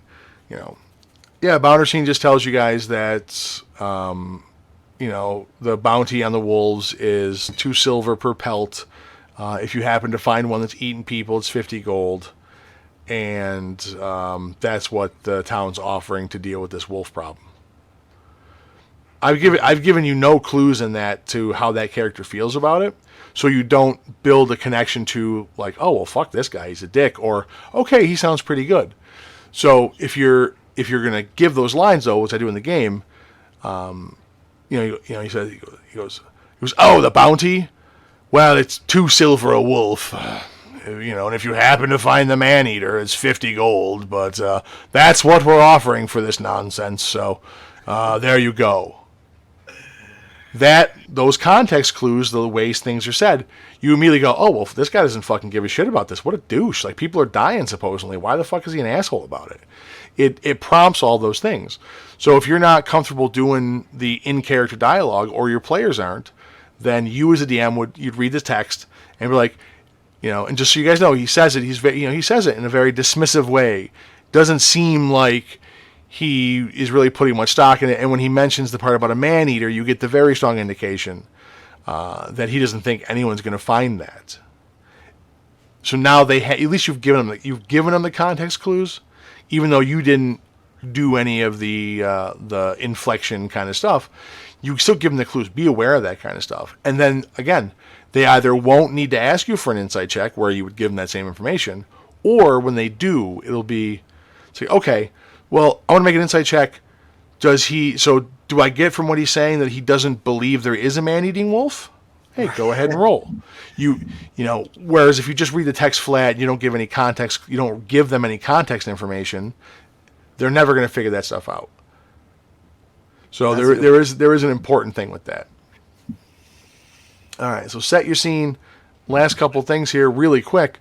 One of the best ways to immerse your players is to ask them to, be involved in your world building and create things. Ask them that kind of stuff. But another one here is ask them what emotion they think their character is feeling. Now, if they're a wonderful voice actor and they respond and you hear the fear in their voice, I think we must go on. Great. You don't have to ask the next question because obviously you can tell, right? But again, if you have players that aren't at that level, say, what do you say? What do you say? Okay. Well, let me ask you, how do you think your character feels? And then when they give you an emotion, well, I think he'd be nervous. You want to help immerse the player. Say, hey, so have you ever had an experience where you were scared or nervous about something? And so that's what you're like. Is your character feeling like that?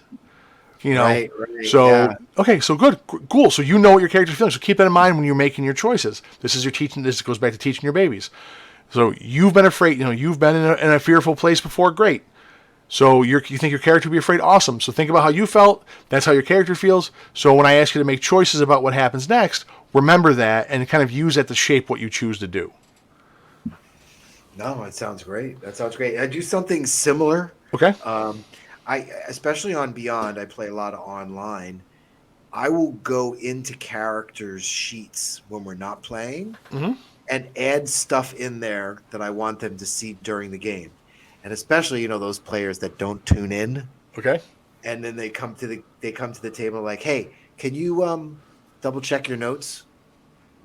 And it'll be something as simple as, you're going to have to roll a saving throw if you see a black cat. Damn, they're involved the whole game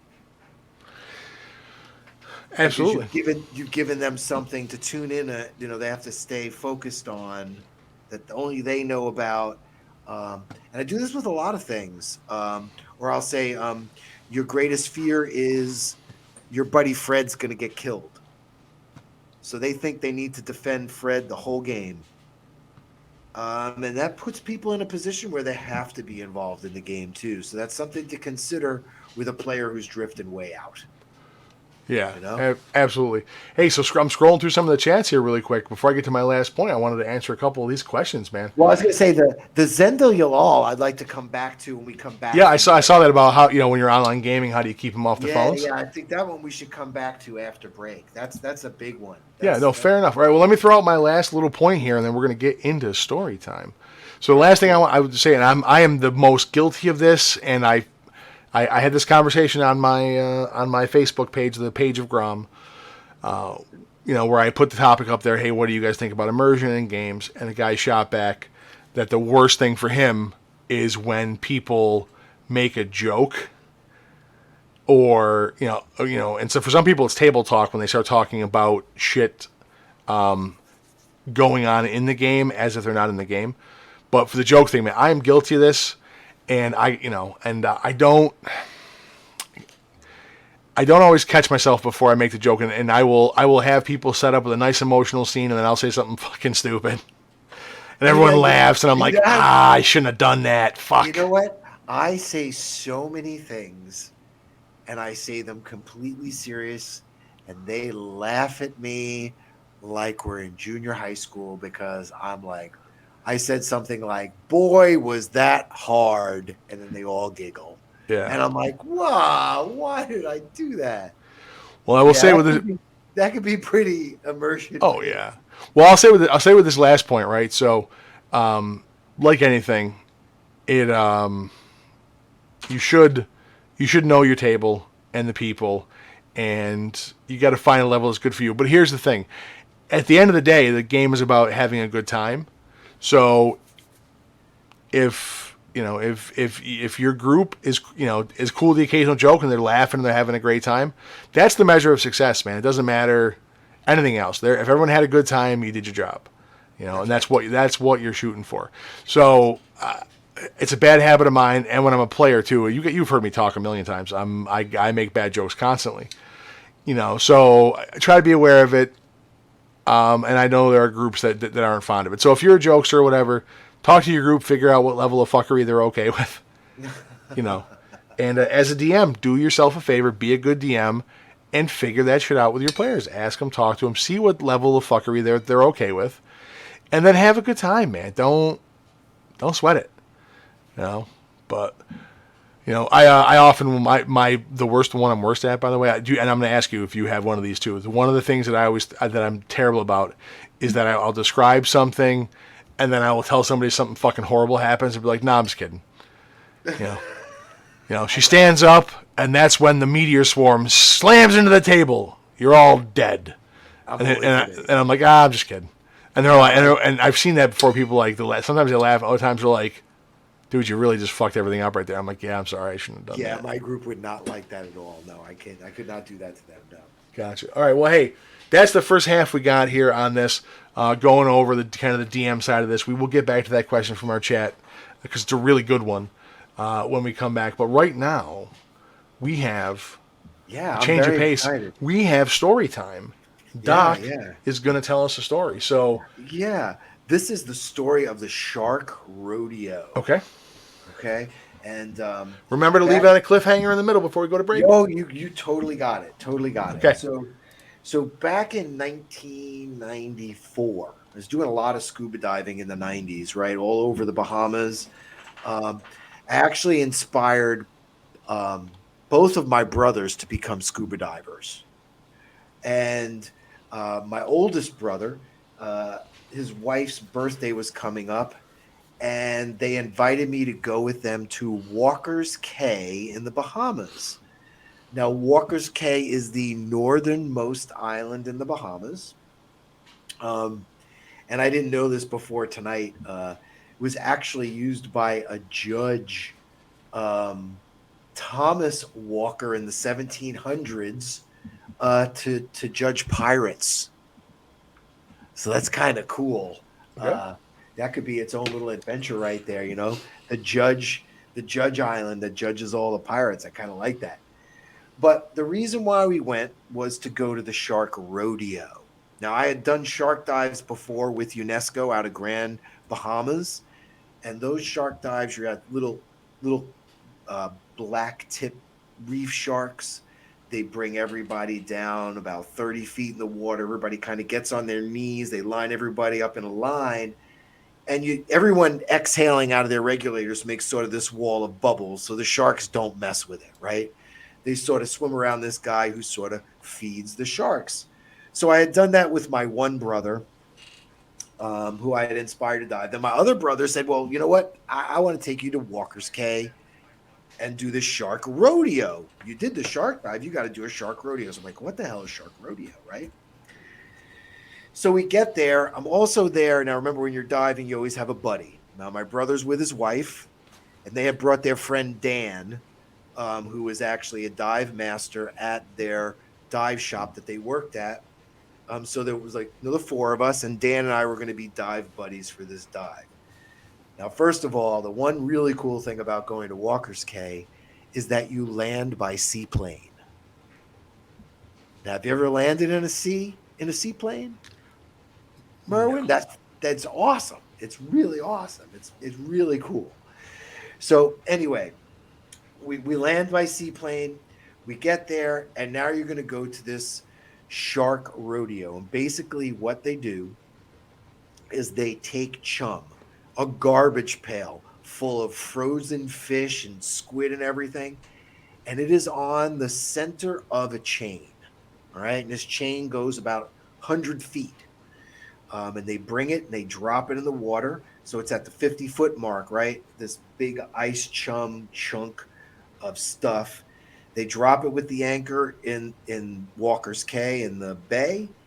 And as the scuba divers go in the water and they sit down low, and we're all down at the bottom hanging out, and the sharks start swimming around this chum. Now, like I said, I had been shark diving before, and I'm with my buddy, and we were invited to swim up with the sharks, swimming around the circle of the chum.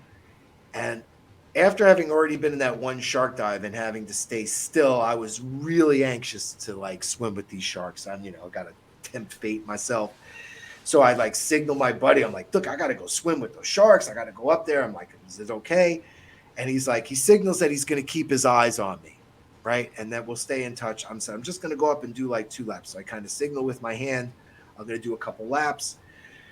So sure enough, I swim up and I start swimming around the circle of sharks with the chum, because we were told if you start swimming around, they're not going to bother you if you don't go near the chum. Now, I have to say, this is a life-changing experience. We had hammerhead sharks, we had blacktip reef sharks, we had all kinds of sharks circling around this chum, and I'm just swimming with them like I was their buddy. It was amazing, right? Um, and now I'm looking down, and I also realize that I'm the only one swimming in the circle now. All the rest of the divers are like at the bottom, just like watching the scene. And I look over at the chum, and I notice that this big chum sickle is about to fall apart. Now, every time I do a lap, I'd signal okay to my buddy Dan, my dive buddy down at the bottom, say, I'm okay. I'm going to swim around again. He'd give me the okay sign. Well, see the chum sort of breaking up, and I'm coming around to give him the okay sign, and this big piece of chum just starts floating down towards his tank, towards his body. He doesn't see it because he's down, and I see it, and I see this huge shark. It's coming right at him, and I guess we'll get to the end of that after the break, man. All right, wonderful. Well, thanks for that, Doc. Second half to come after our break, folks. We're going to go into the intermission here. Remember to like, share, subscribe. Thank you for hanging out with us so far. We look forward to talking to you after the break. I think the intermission clip tonight is paced out at about 7 or so minutes, so let's see if we'll be back by 12:10 a.m. Eastern Time. This is The Game, brought to you by Dungeon Studios.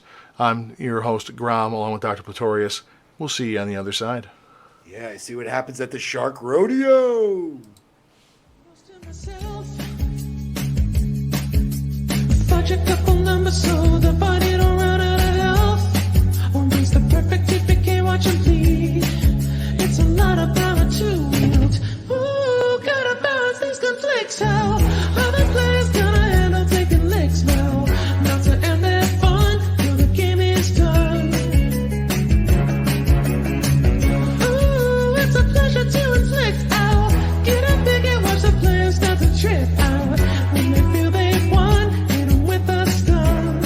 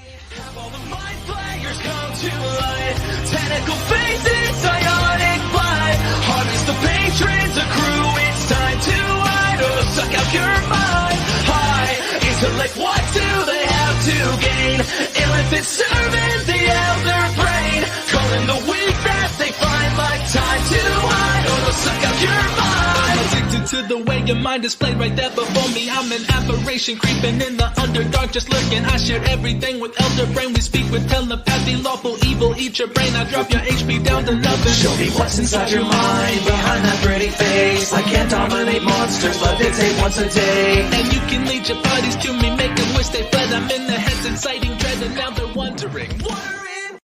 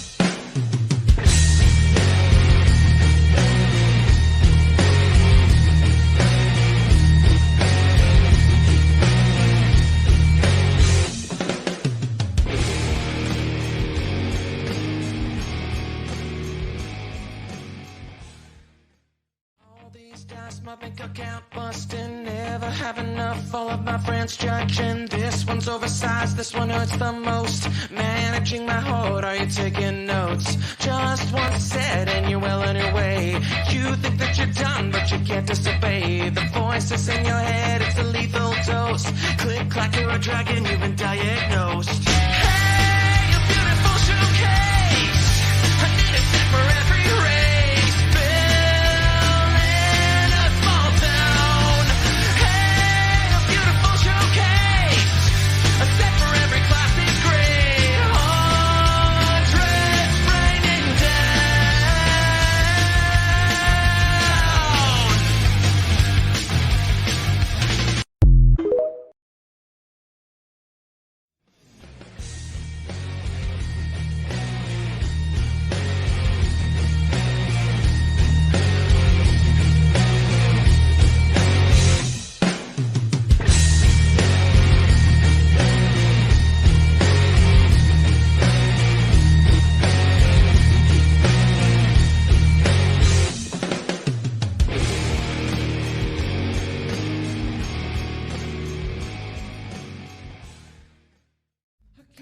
To myself, fudge a couple numbers so the body don't run out of health, or raise the perfect TPK, watch him bleed. It's a lot of power to wield. Ooh, gotta balance these conflicts. How other players gonna handle taking licks now? Not to end their fun till the game is done. Ooh, it's a pleasure to inflict. Ow, get up big and watch the players start to try.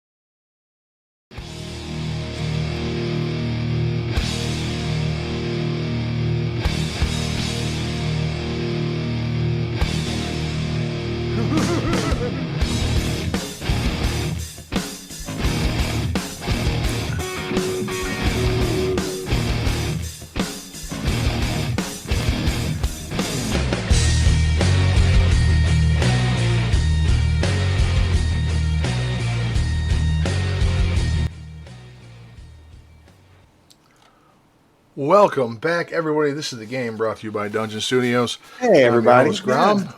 Back for the second half with Doc's story. Before we get into that, I want to thank you for hanging out with us. Hope you enjoyed the intermission. Remember to like, share, and subscribe. Check us out on the socials. Check out our website, dungeonstudios.co, or our Discord, Dungeon Studios. And without further ado, I'm going to throw it back to Doc and the Shark Rodeo. All right. So, if we remember, the chum, I see this piece of chum that's broken off the big chum sickle is floating down towards Dan, my dive buddy. And the large piece of chum lands on his tank. Black tip reef shark, pretty large one, I would say at that, swoops down, bites his tank. All right. I never seen anything like this in my life. That shark started wriggling and threw Dan like I was watching him vibrate, like moving so fast you couldn't see him in the water kind of thing. And then the shark just broke hold, got away with the chum. And then Dan just like signaled me and I joined him and we, he got out of there. He's like, I'm out of here. Because basically the dive boat was way off from the rodeo. So we swam off, got up and he got out like, breathing, like, oh my God, I almost died, blah, blah, blah. I'm like, I can't believe that. The scariest part of all of it was looking at his tank. These tanks are made of aluminum and seeing the jaw impression on this tank. If that chum had been 1 foot in any direction, most likely he would have lost a limb or something, but it was crazy. Shark Rodeo was definitely insane. It was a lot of fun. I like that kind of thrilling diving myself. It was great.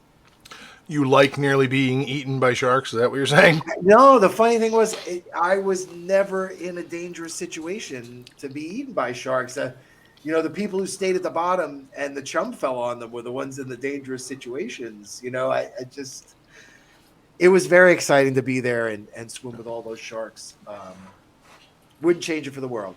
I definitely makes me want to do more and more underwater adventures with people, seeing how creatures of the deep. I did a lot of marine biology. It was one of my minors in college. So now, see, you would be a great resource as a DM or a player at the table in an underwater game because you could describe the actual real world feelings you had when that shit was going on. I'm the same way with the caving thing. Anytime I have to describe something like claustrophobic, I go right back to that memory and I'm like, this is like, I get how it is. Oh yeah. And then do you know what the nitrogen narcosis is? Yeah. I mean, it's like my players hate me because once they're 33 feet deep, they've got to do their saving throw or they get narked. Hey, that's a thing. Like, imagine Are you using mixed gas. Are you using mixed gas? Well, imagine riding around on a griffin or on dragonback, right. and they're doing all sorts of crazy aerial maneuvers. Like you pass the fuck out. Right. Yeah, G-forces and stuff. Yeah, absolutely. All right. Well, hey, as promised, man, I want to get back to this comment thread here from one of our people on the Discord server, Zenlial. I hope I pronounced that right. So, going on here about the playing online and not being able to deny people their phones or second screens. So, how do you make sure your players are absolutely immersed or engaged in the game? That is a damn good question. I see in the chat already, obviously cameras are kind of key with that, so you can see what everyone's doing. I had this problem in my home game that I originally was doing, where some people wouldn't have the cameras on, and you would ask them something and there'd be no response, and then like, oh, I was muted or whatever, or they just never respond and you got to move on. It's a tough one. And sometimes, if any of my current home game people are listening, sometimes the little bastards run off to McDonald's and don't tell you that they're driving. No so they're way. So he's like, dude, I'm really sorry about last week. I was kind of quiet for like an hour in the middle there. I'm like, yeah, it was really weird for you. He goes, yeah, dude, because I was fucking starving, man. So I put that shit on my phone and I drove to McDonald's and got food. He goes, so that's why I was like that, because I was ordering, I was eating, I was dry, so I was trying to listen, but that's why. And I'm like, son of a bitch. Oh my Son God. of a bitch. But I definitely I've had that problem with players where like they're on a second screen, they're playing, and like I can tell they're playing video games. They don't have their camera on, and I'm like, there's no reason not to have it on. But I don't know. Let's see if I can give you some good advice. I think like I read this and I don't know how to answer this. I want you think about this for a second because you deal with this more than I do. Yeah. I want to take this on the education tact. Okay. Maybe the one thing I like to do as a teacher was give kids time to use their technology. So maybe build something into your game where everybody does stop. It might be immersion breaking, but who's got to make their phone calls? Who's got to get in touch with somebody? Say, we're going to have a phone break at this time. Maybe something like, no, that's a good idea. Go ahead. Maybe something like that might work. I know I think of that as my first impression when I read that, but I don't know how that would work. What do you think? Go ahead. No, that's a good idea. So I am not a teacher, but I am a certified instructor in a few things, like bitchin' ass karate. No, I'm kidding. I'm an old fat guy. I don't do karate anymore. I'm a ninja. No, seriously though. One of the things I learned in my instructor development courses when I was getting licensed to teach classes and do things is you should give a break of between 5 and 10 minutes once an hour if people are sitting there and having to absorb information that isn't always interactive, because it gives them that time so that they can comfortably say, okay, outside of an emergency, I know for the next 45 minutes that I'm not going to touch my phone or fuck around because I have to pay attention to the game that's going on. So I think that's not a bad tactic at all. Have that established. So I know for traditional gaming, I know a lot of people are used to games in a 4 or 6 or when we were younger and crazy 8-hour chunks, and that we would usually have a food break in there, right? So Right. so we'd break for food, and everyone knew it was coming. And this is before cell phones really were getting crazy. But we always knew the food break was coming up. We fucked around a lot, but we knew it was coming up. Nobody really smoked. We didn't have any of these kind of distractions. Now, currently, we try to get the food out of the way early. We only have like a 3-hour window, so I have smokers in my game, so I usually try to find a good breaking point every so often. So it's hard to time it without doing some work. But I think the other problem is someone's called them not during the break. Is this person's problem too? Yeah, let me tell you something. I've never had anyone's phone ring. Somebody calls them. It's always them checking messages or fucking around on social media because that shit's addictive. I even had a game where I'm pretty sure the guy was looking at porn during the game. That was weird. I'm like, yeah. Someone's like, I think I saw boobs on his phone. I'm like, really? I'm like, I don't know about that. And then I asked the guy, I'm like, hey man, everything okay at home? Like, you've been on your phone a lot. He goes, oh no, dude. I take notes on my phone. I'm like, really? I'm like, oh, okay, because someone said I thought someone said they saw some boobies on there. He goes, well, I have that too, but I take notes. And I'm like, okay. I think the other thing is, as a DM, I'm gonna call somebody out. I'm gonna flat out call somebody out when they're dissing the game. I say, look, man, we're all trying to play a game here. You're on your phone. I'm going to say that because, one, I'm not trying to insult you. I'm defending everyone else around at that table, and this goes back to that session 0 and what the expectation is. Hopefully, you've set the expectation. It seems, this person said they're still having the issue. I think the thing you really have to talk to your players about, it's a mutual player respect. Now, Okay. I play with, chronically ill folk, and I have one guy that's an amputee. So I really have to take into consideration when the bathroom break is, because that guy's Greg's got to put his leg back on. You know what I mean? Like, Right. Or we're going to take the break right now because someone's got a phone call. Well, really, we can't because Greg just got strapped, just got sat down, like, you got to, and, you don't think about it that way at first, Mm-hmm. but when you start thinking and let your players know that you are affecting the other players there, maybe that's another way to keep them, in tune out of a respect for the others there. And Assuming maybe, they weren't sociopaths, that would be a good idea. well, no, and maybe that's something you say about your game. You're going to have respect for my game, or you don't need to be in my game. See, I don't. So I have a differing opinion for a few reasons. I will say this: I don't know that calling somebody out gets the like in the group kind of gets the results because you were a teacher. If a student did that, like some students would respond to that and they'd be like, oh, they feel kind of embarrassed and it would kind of work, right? But I'm sure you ran into students that it's like, Mr. Jones, is there something that you'd like to share with the class? You don't need to do it in public, like Pink Floyd movie, ridiculing the kid in front of everyone. I mean, you can send them a DM during the game and say, "Yo, what's going on?" I mean, you can do it privately like that. You have to address that person. Are you saying how can you have your pudding when you haven't eaten your meat? Is that what you're saying? I knew you exactly what I was talking about. So that's what I'm saying. And that is it. You got to let that person that they can't have their pudding if they don't eat their meat. Yeah. So either DM them or call them out on it, because nobody wants that shit.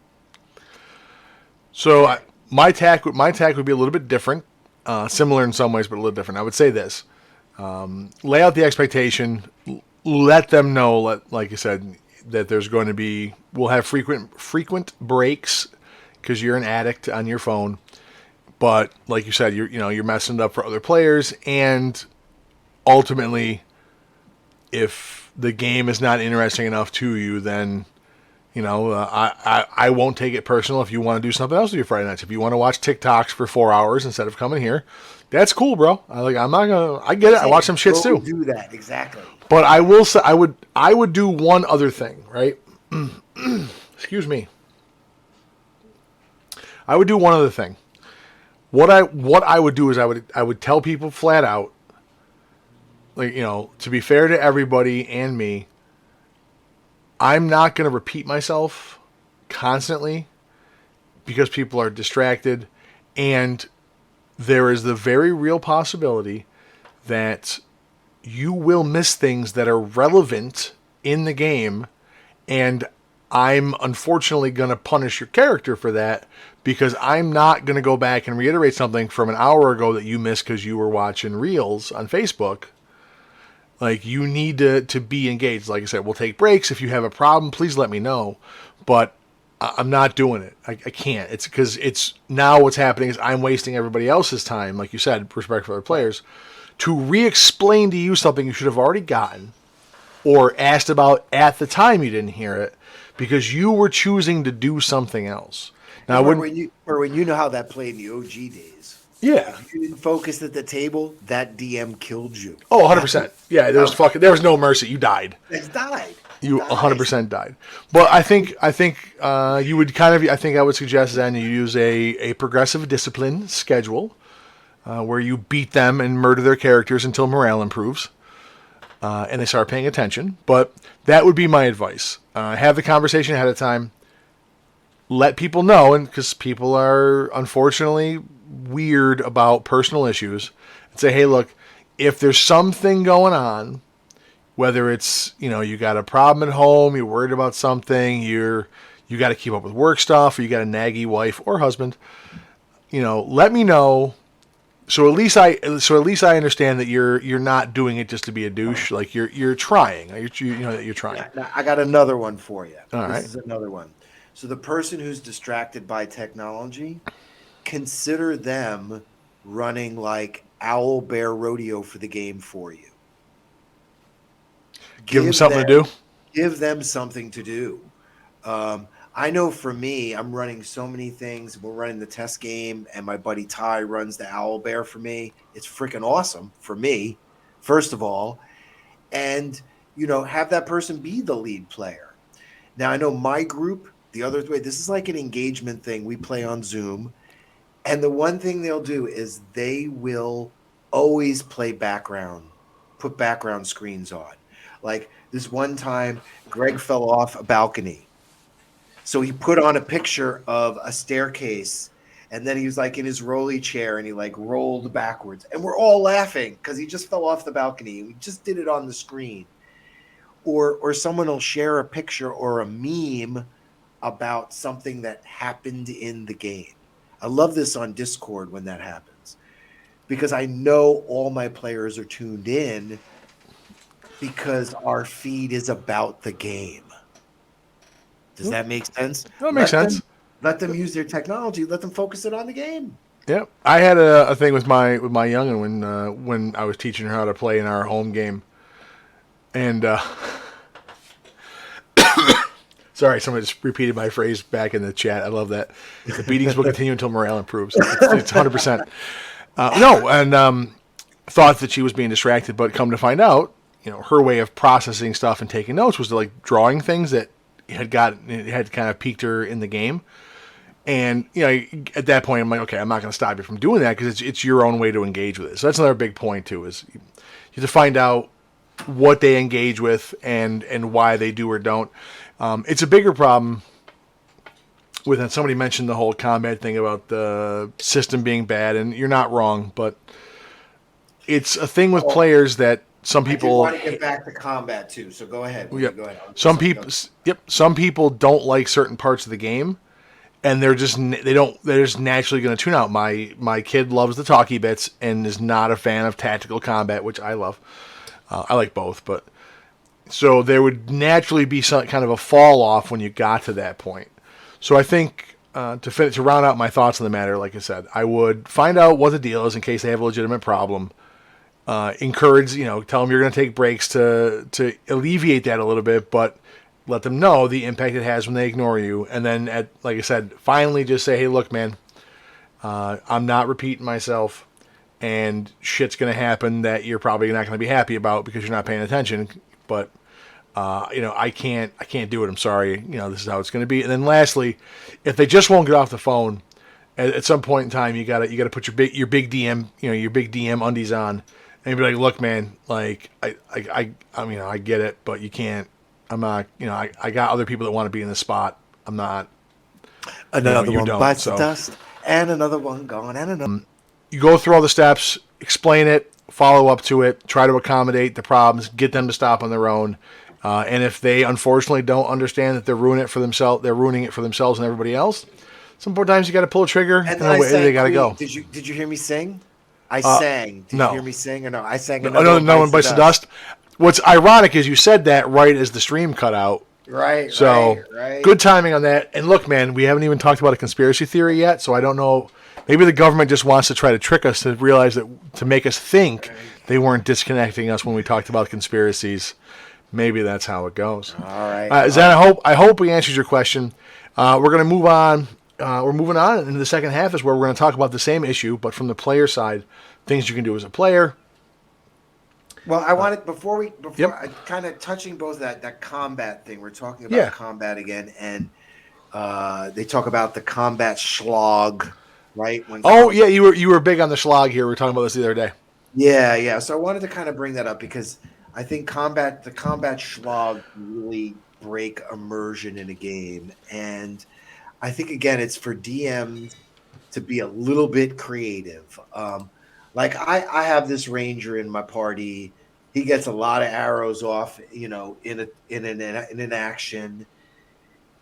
Sometimes it's just easier to not go through all the silliness of the damage rolls when it's just going to be a very cinematographic type encounter. So I'll just have him roll the 2 hits, see if there are any misses, and just kind of talk through it quickly without rolling all the damage dice, letting everybody hear the subtraction and taking the time to do all the math. All the math. No, I agree. I am not. You agree with that? I'm not able to speak because I didn't get coffee on the break. That's my fault. I apologize, folks. No, that is your fault, man. It is. I will go back to trying to get all of the syllables in when I speak. I agree. And as a DM, when I was younger, I had a real hard time skipping things, feeling like I was either cheating the players or they would start to think that combat was a waste of time because we just skipped to the end anyways. But I am with you as an older DM and somebody who realizes that there isn't a mechanical value at a certain point. Like when people run away, that we used to do that shit when I was younger. Like they're running, okay, well we just keep rolling attack rolls at range to hit them until we kill them. Right, They had to get rid of every hit point. That's silly. Just assume that they're going to die. However, you do have to make the distinction, and this is the only place where this runs into a problem. Is it mechanically relevant or is it story relevant that you go through all the steps before you end the combat? So if somebody's running with a purpose to escape, then it's mechanically it's story relevant that you actually determine if the players can really kill them before they get away. Right. Because if you just say they get away and the players feel like they're cheated, if you just say they die, then obviously it screws up your plot point. And then on the mechanic side, and this is a very hard balancing act, one of the things we've come across in some of the play tests is really getting the sweet spot of how you want the game to play out with the players feeling like they're going to die. I like to keep them on death's edge. I want them to always be afraid of that, personally. Not everyone's like that. People run their games differently. But trying to find that line so that you have meaningful encounters, there is a loss of resources that's relevant and builds tension and everything. You need to kind of have that. So you have to weigh out if an encounter is worth it. So, and then of course then when you get into the death throws, I know there are some DMs that tend to pontify the death actions and what happened when the creature died. Sometimes that kind of tunes some players out. I know some DMs allow players to say, how did you kill this creature? Which I've seen been used at great effect, but I could also see that derailing other players like, oh God, we got to listen to Steve say how he killed that thing again. Especially if Steve's bad at it. Yeah, especially if Steve's bad at it. So that one, I don't know. I think, again, that has to do with your players and your group if you're going to engage in using that one. But I think that's a big one. And gosh, as a DM, decide if that 1 point for that monster is worth it or if the player kills them, and play it, don't. Oh God, there's 1 point. You killed him. You got to play it right. It's 90% acting to keep it going. I think it's kind of important. Yeah, it really is. No, I am with you on that. And like I said, you got to see if it's relevant, it stays. If it's not relevant, then maybe it can go. But that's a balancing act. One of the things, a future topic, we haven't really talked about this, but I don't like random tables for things. I don't believe in quote unquote random encounters. It's one of the logic things that people brought up before, which is a part I skipped over. It's in my player notes. I'll get to that in a second. But I don't like random encounters because they're immersion breaking for me if they're not logical and then mechanically if they're not relevant to what's going on, then it's a waste of time.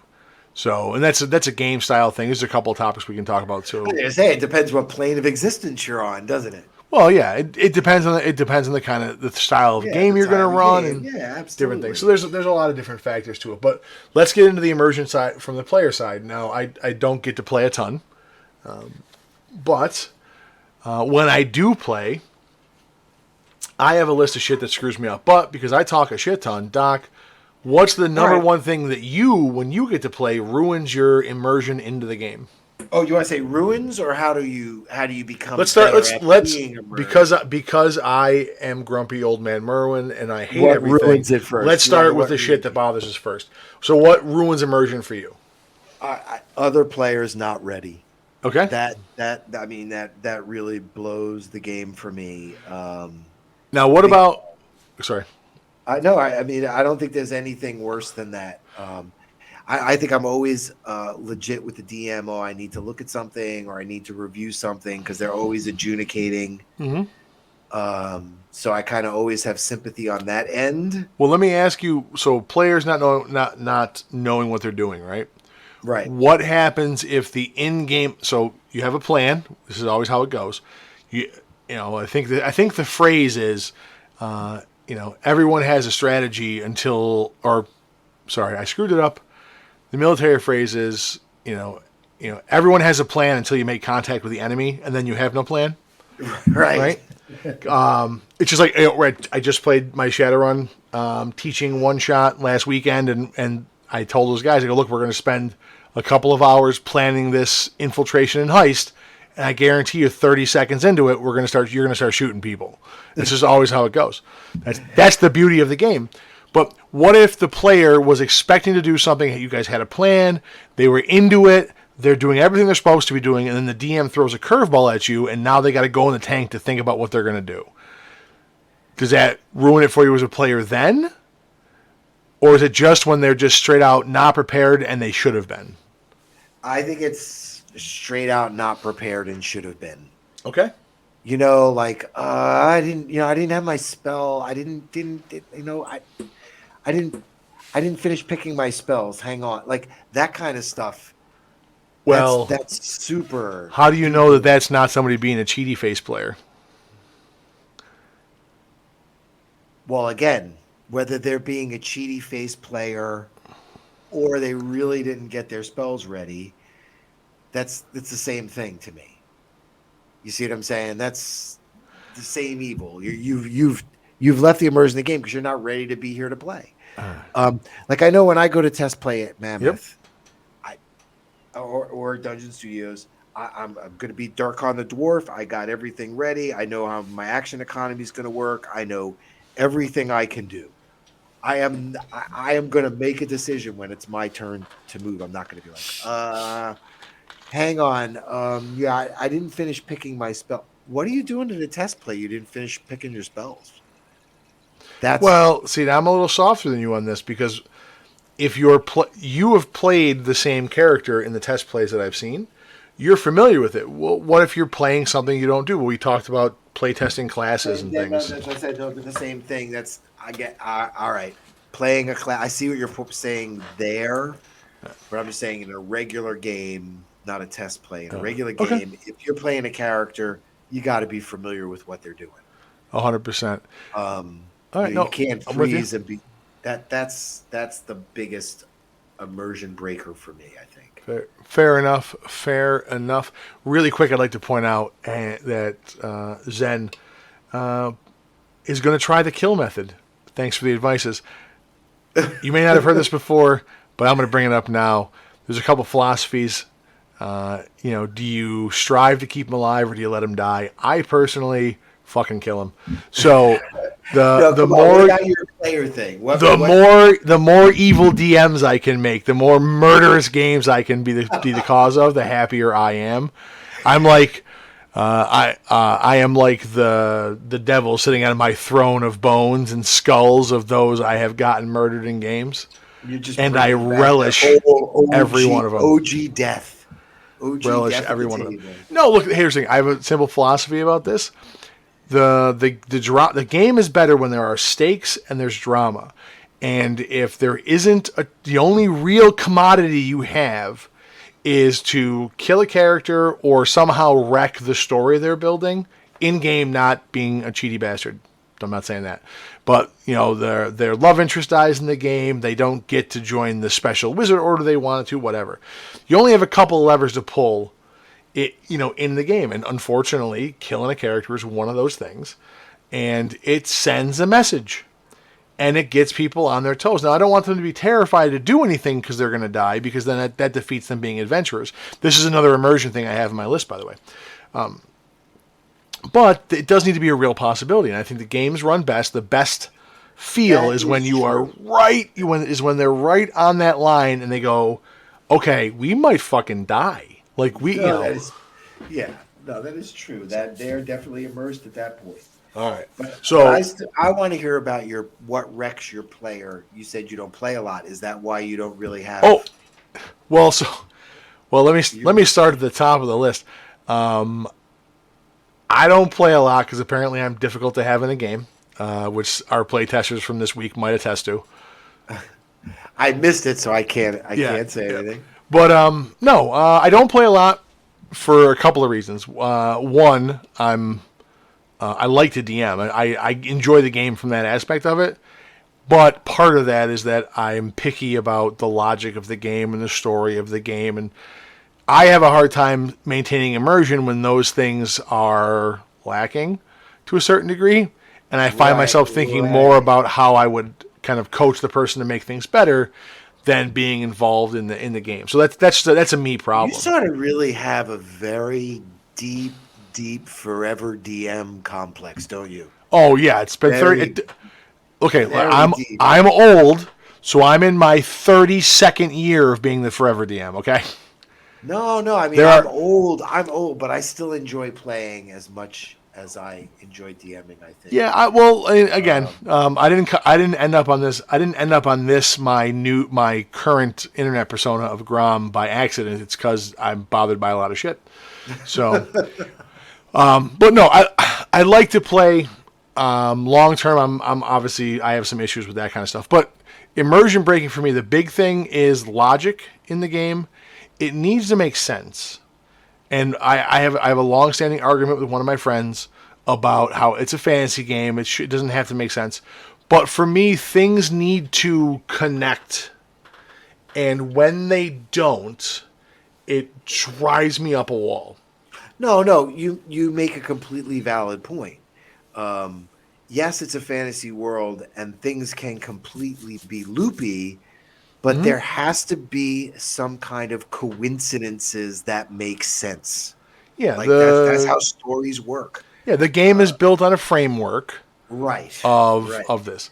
So that's my top thing. If the shit doesn't make sense, I'll give you an example of this is a long-standing argument that came up in a game before, where we were, the players are trying to get into a tower, and the enemy's shooting them through arrow slits.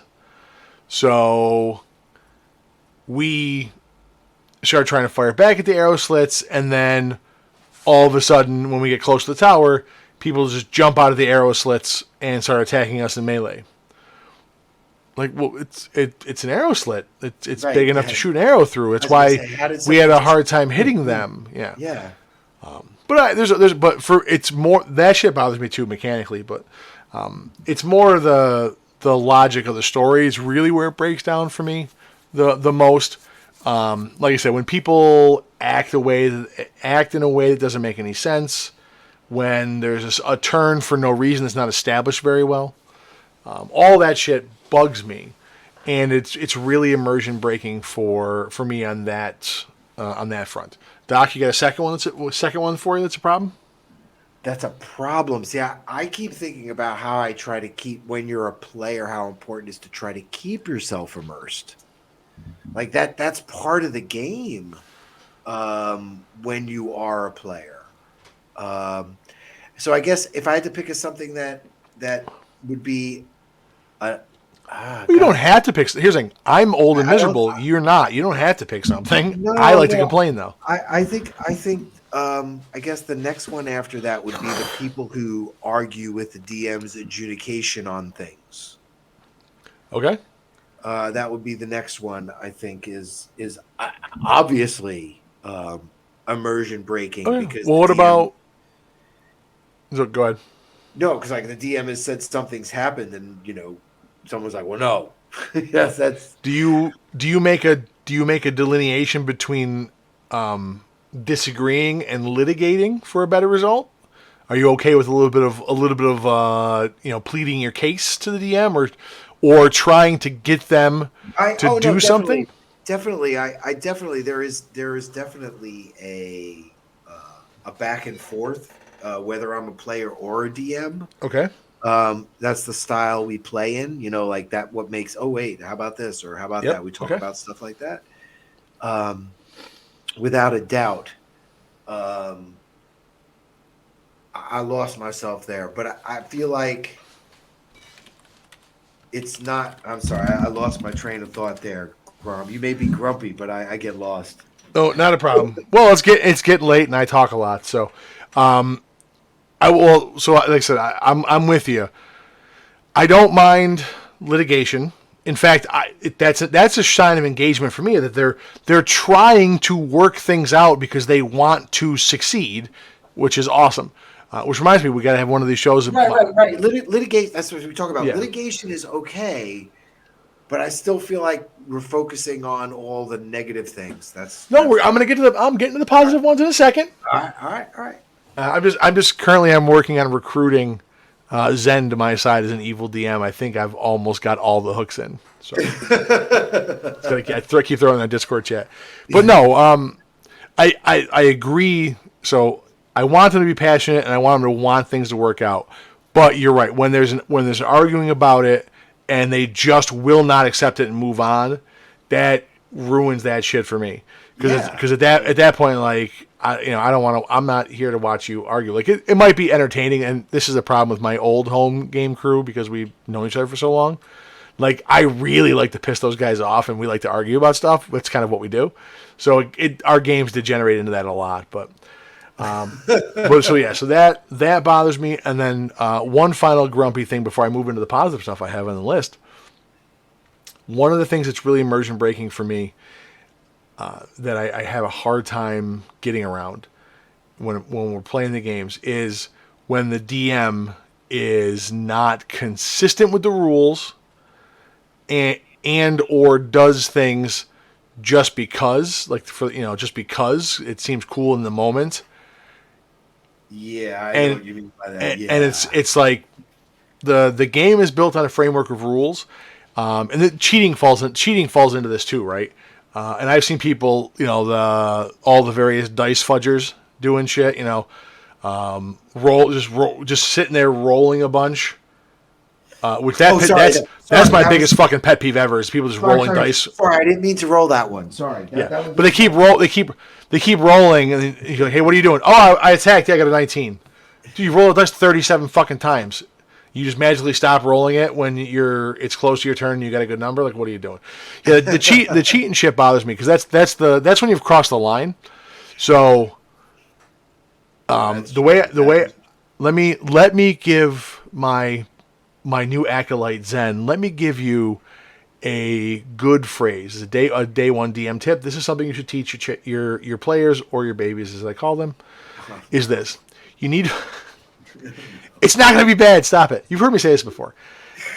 So you need to explain to people that there is no winning or losing at D&D. There is only the progression of the story. And sometimes the story goes in a way that you want. That's winning. And sometimes it's going to go in a way that you don't want. That is as close as you're going to get to losing. But the story and I disagree with that. I think whether the story goes the way you want or doesn't, it's not even a win or lose still. No, hear me out, though. Hear me out. Okay. So, when it goes the way you want it to go, you're happy, you feel good about it, you're excited. Right. We won. When it goes bad, the episode 2 of the middle of a trilogy where it ends at the low point, Empire Strikes Back, the best Star Wars movie, one of the best Star Wars movies, ends with them having lost everything. Luke lost a hand, lost the lightsaber, the rebellion's falling apart, the Empire is ascending at the end of Empire Strikes Back, right? None of those characters wanted it to go that way. It feels like a loss. But part of the immersion is that if you take it as a loss and you're like, okay, whatever, fuck this game, I quit. We suck. We failed.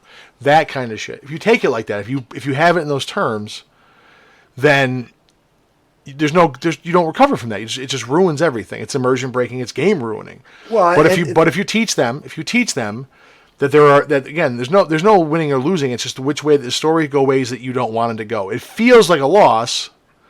But the beauty of it is the story keeps going, so how you recover from that is the drama. It is the hero's journey. It's the arc you're going on. So losses lead to bigger wins down the road.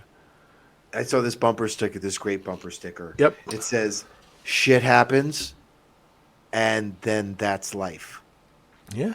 So I mean, your story can't progress if it's always unicorns and butterflies. Right. And that's the shit I don't get with two things. With cheaters, because if you're always going to succeed because you're cheating, why play the game? Right. What's funny is I keep thinking of attachments to the player alignment I'm going to share at the end of the episode, because a lot of them fall back to the same guy. But like the people that buy an RPG and then buy the playthrough book and just sit there with the book on their lap, playing the game while they read what to do. Like, why are you buying? Why buy the game? Just read the book. It tells you everything that's going to happen. You don't need to buy the game because you're not going to fail. You're going to do all the things in the book to cheat and win, right?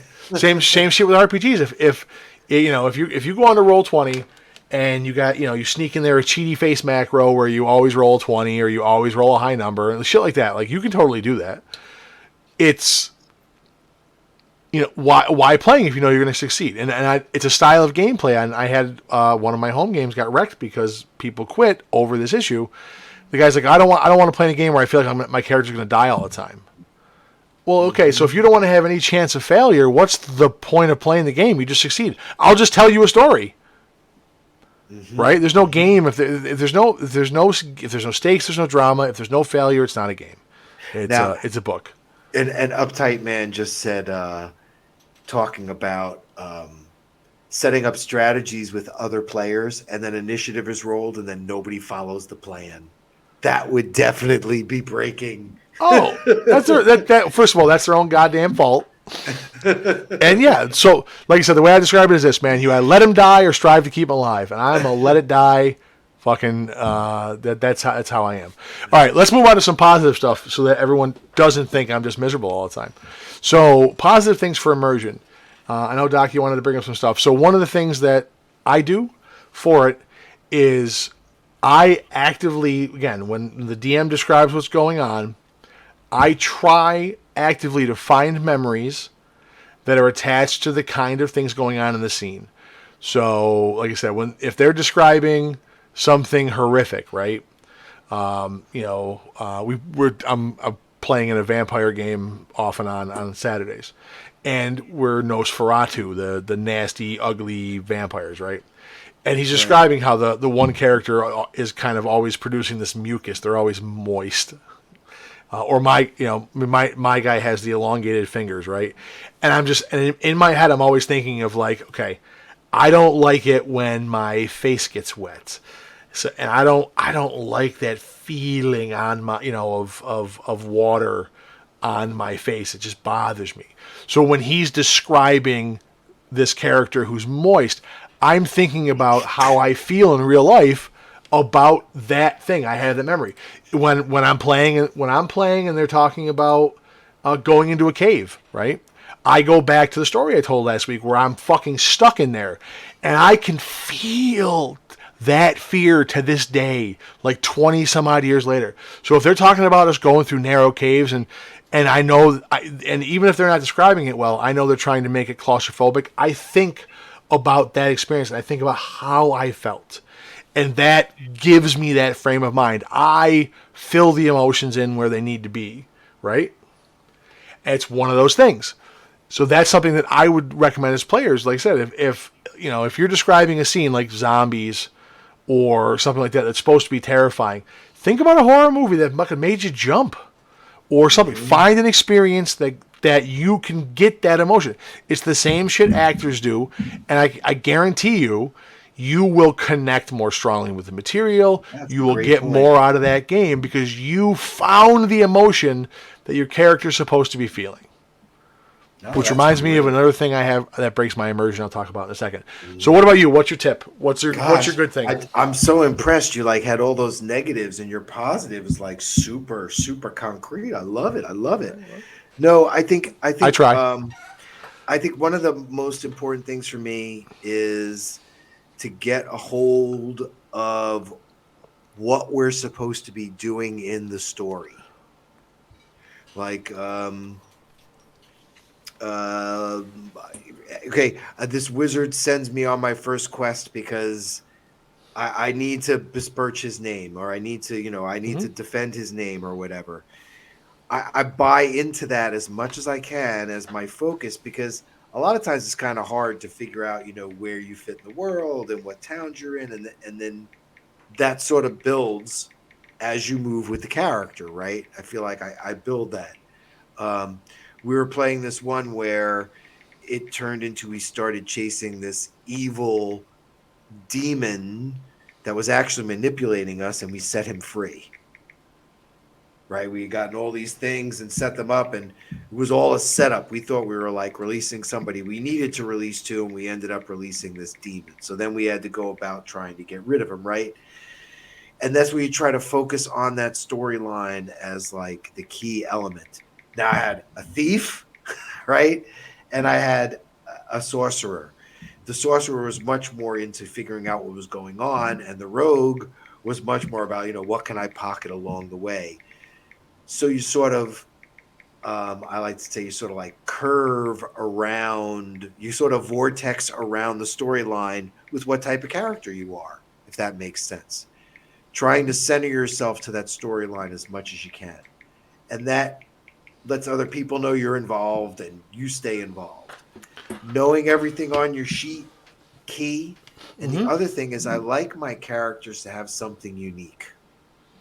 And if it's not like a voice, or I'm not doing a special voice or something, like my sorcerer has an arcane focus that is a staff with a dragon skull on it, and he also wears a dragon skull helmet.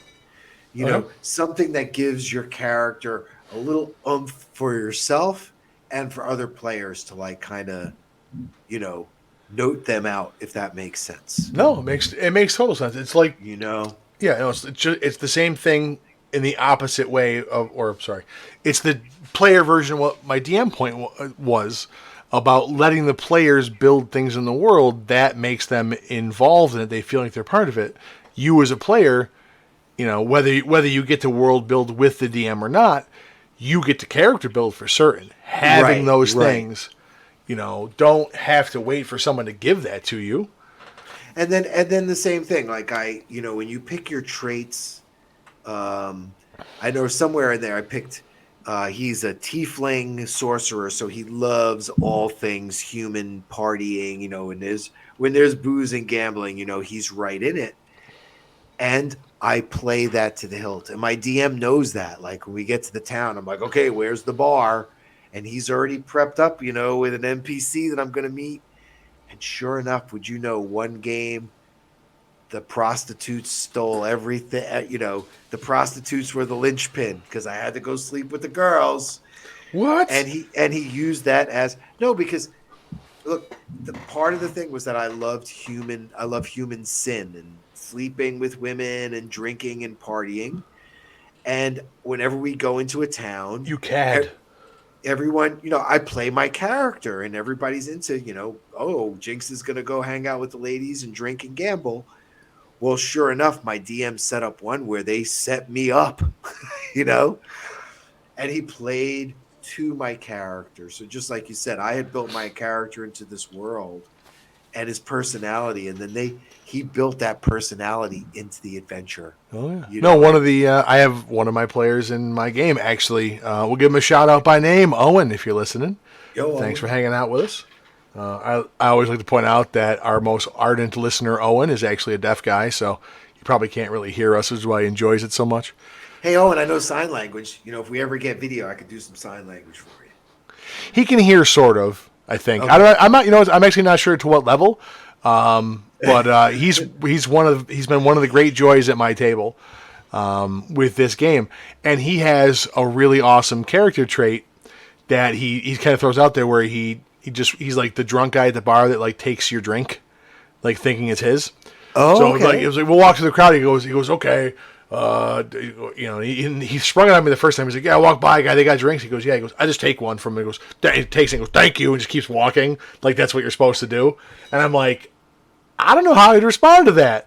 So that's been a running thing. That's a great little bit of character to work in there. That is, just like I said, a little quirk for your Yeah. character. And it's a very immersive thing. So the thing I thought of that I also dislike, it breaks immersion for me is, and I see a couple of things in here with people about seducing skeletons. Oh God, that's hilarious. What? Yeah. Yeah. Well, we've all got a few skeletons in the closet. That's they got there somehow. I won't explain how, but no, is and it goes as a player, as a DM or as players, when they will not play in a manner consistent with what's going on in the game. So on the DM side, I got accused of this when I was younger, and I didn't exactly do it, but when every NPC is a jerk to you, or you can never negotiate a price. That's what it costs, and there's never a chance for you to use your character skills in the game to do things. It's just always what the DM says.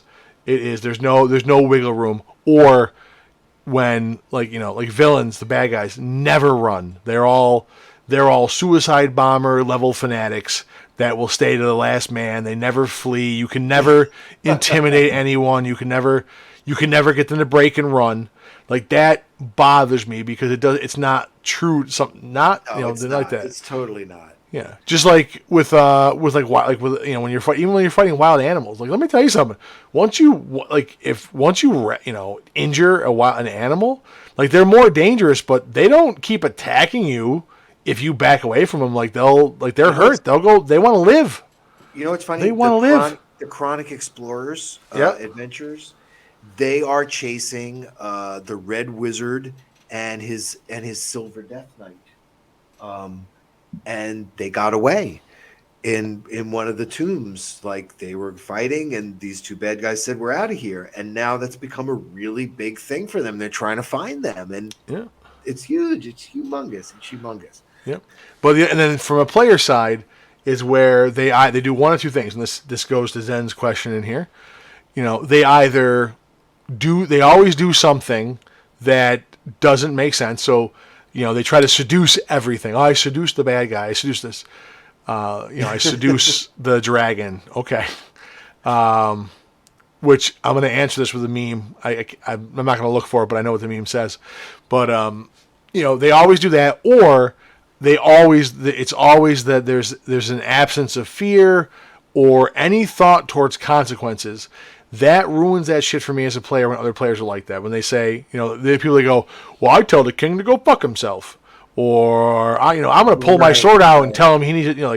You're going to draw steel in front of the king with guards around? Yeah, they're not going to do anything. Like, what are you doing? Now, I did address this a little bit with one of the player alignment things, that sometimes this is people misunderstanding how the real world works, or at least their perception of it is that this behavior is perfectly fine. Funny story from another DM's game where the barbarian tried to haggle and failed spectacularly.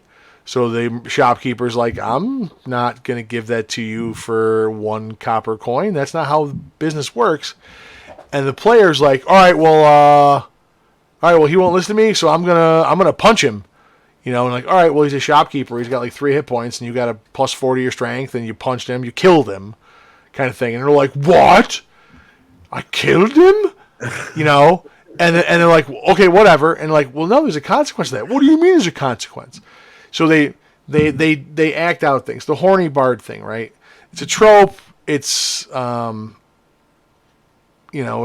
a thing the community has embraced.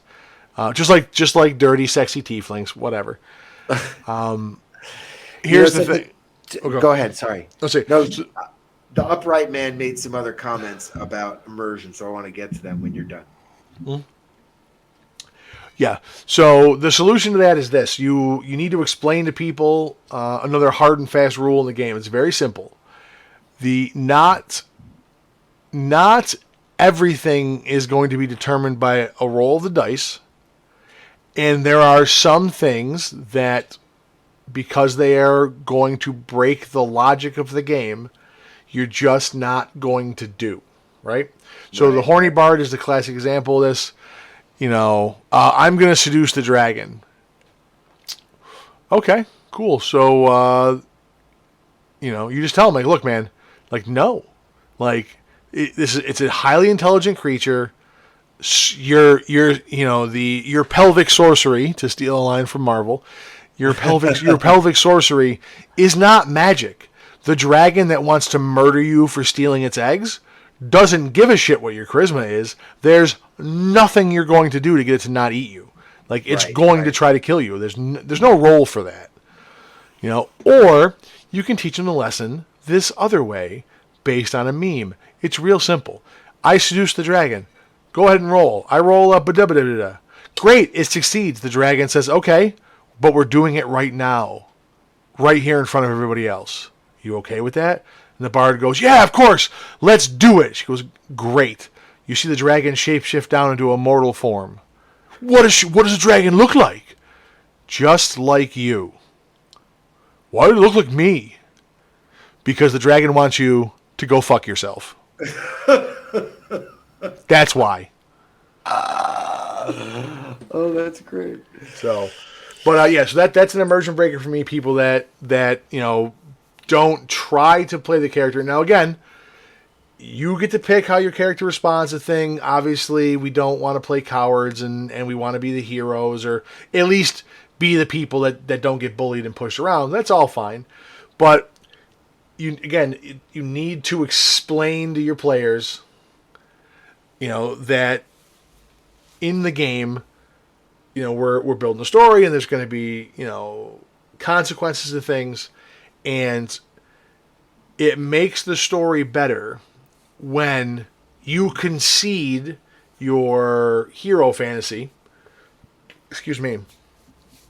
a little bit, and try to, role play the character based on the real world thing. And if it may not be the fear thing may not be the big one. The big one might be the consequences. And say, look, I get it, and this is a good communication tip. Say, hey, look, you want to hit the barkeep with the wagon wheel because he won't negotiate with you. So I want you, the player, to understand that you mechanically could kill them. And this is going to be highly frowned upon. So I want you to understand there's a consequence to it. That's how my game's going to work. Now, if you think your barbarian is too stupid to realize that, and you're going to do this, great. We're going to play this out how it goes. And, like I said in the earlier point, it may not go the way you want it to. But that's fine. It just makes the story go in a different direction, which is perfectly okay. Right? Absolutely. All right, Doc, give me a closing thing that you would do for immersion. Well, the one thing we didn't talk about, and it was in my notes, and it really, Upright Man was talking about what you said about identifying with a real emotion. Yeah. He was saying use that for your NPCs. He said that someone had asked him how to make their NPCs better because they had no emotion, and he said use that same technique with your NPCs. Yeah. Oh no, that's a great. And that just reminded me that I also said NPCs. Playing NPCs can for both sides. NPCs are important on the DM side for immersion because you got to make sure they're involved and they're not just forgotten. Oh yeah, I forgot to put them in combat. That's shitty. I mean that drops the immersion right there. Yeah. And then the same thing if you're a player and the DM is not got them engaged, that is a negative for me. I didn't have a negative for the DM before. Okay. When we were talking about that, and when the NPC is just like not really there, and I'm really guilty of it. I have to say it. It's one of my biggest things is I will forget about the NPC with the party, and I have to get much better at that. That's a good call out. Those are good points. And that Upright Man mentioned your technique for using NPCs. That's something I need to try a little bit more too, I think. Yeah. Yeah, I had a great interaction a couple of sessions ago where there's a Warforged in the game who just woke up a few months ago, very standard kind of stuff, trying to figure himself out. And the players developed this thing where he says accurate things in the most disturbing way possible. Okay. So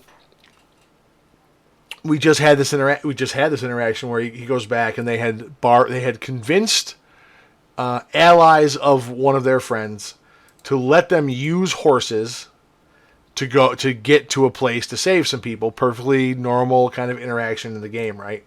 Right. And I made the joke earlier. I go, them fucking horses are never going back. He goes, oh yeah. He goes, there's no way they survive. I'm like, yeah, I murder horses constantly, so like these things are fucking toast. So they go, and as things will happen, the horses get killed. So he goes back, and he goes up, and I go, yeah, the three guys, like, oh, my friend, how you doing? I'm so glad to have you back. You come to bring back the horses? Oh, I'm sorry. The horses were killed. You let the horses get killed? We told you not to let the horses get killed. I'm sorry, but it happened. But we kind of need those horses, man. He goes, that's. I guess we can figure this out, but you got the cart back, right? Oh, no, the cart was destroyed as well. There was no chance to save that. By the way, I think we made some people angry, and they're probably going to kill you. You should leave town. Like, how are we going to fucking leave town? You killed the fucking horses. We need the cart to take our shit. What are you doing? And we had this back. My kills my voice. We had this back and forth for like 4 or 5 minutes. Everyone was fucking cracking up.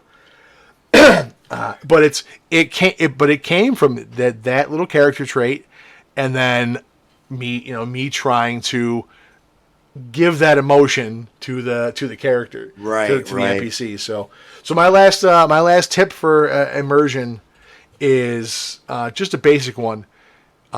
Pay attention and take notes, but most importantly, and I didn't used to do this because I told you some stories about evil sheets and different things. Make it a point that when you are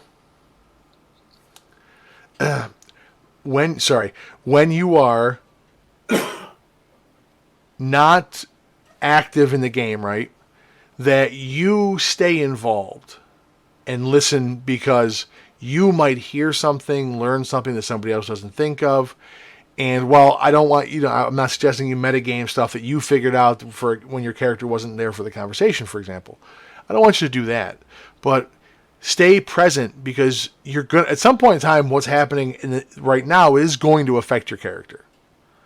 So knowing what's going on, not requiring anyone to rehash it for you or explain it to you again, is a time saver, but also helps keep the game moving. I used to have this problem, like, well, my character's not there, so I don't want to know what they're talking about, so I'm going to go out watch sports in the other room.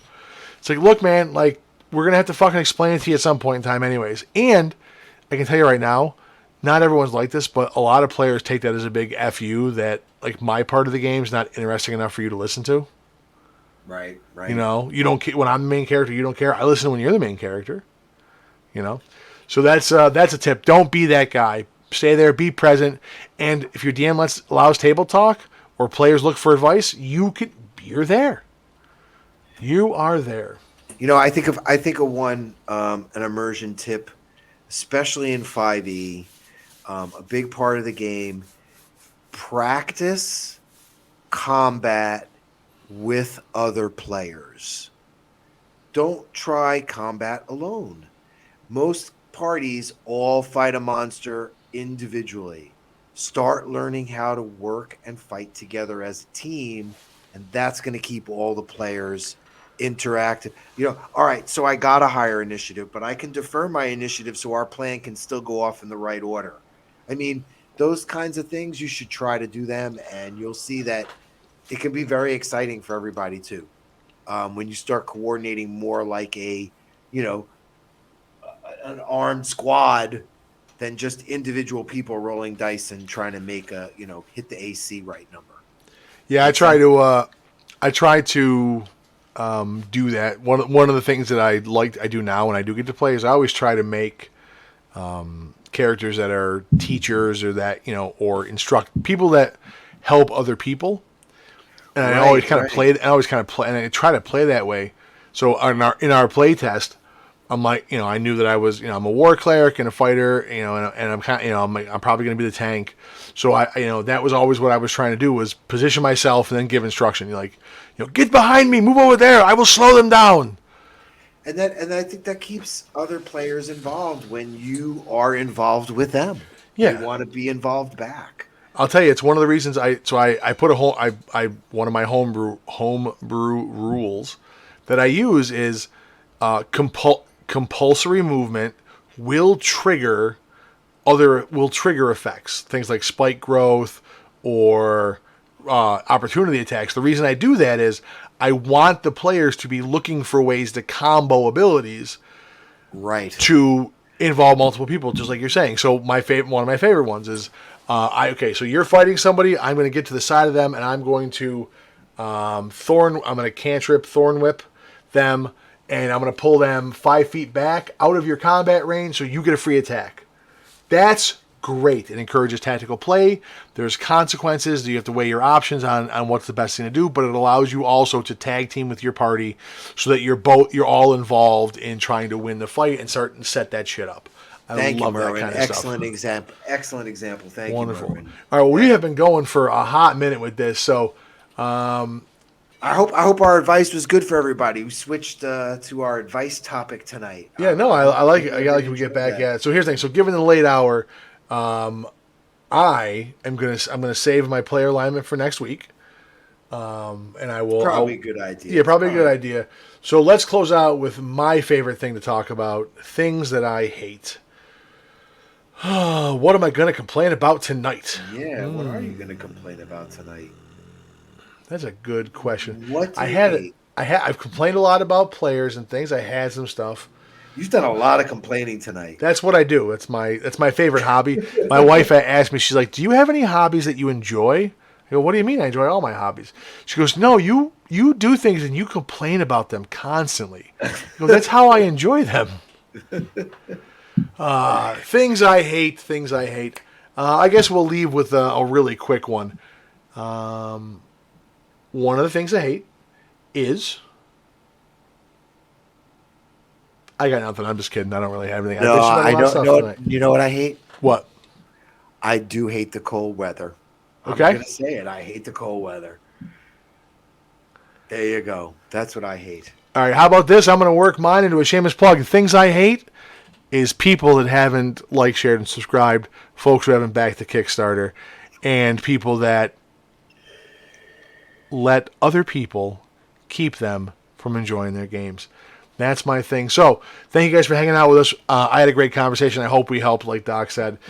Please remember to like, share, and subscribe. Check us out on Patreon. Support us, support the show, support the studio. Go ahead and check out our Kickstarter if you haven't already. The Enron Adventures Volume 2. Yeah, and it's dungeonstudios.co. Check out our webpage. Yep. So thank you for hanging out with us. Please, like I said, get your friends turned on to this. Please come back. I love the interaction, man. Thank you guys very, very much. Yeah, thanks, guys. That was fun. Yeah, I really, really appreciate that. So, in parting, I will leave you with the thing that we always say. We play tabletop games and RPGs because they are limitless. So why listen to conversations that are any different? And no matter how you start off, you always start off odd. I appreciate it. Thank you, guys. Thank you, Internet. We're going to head out. Enjoy our music.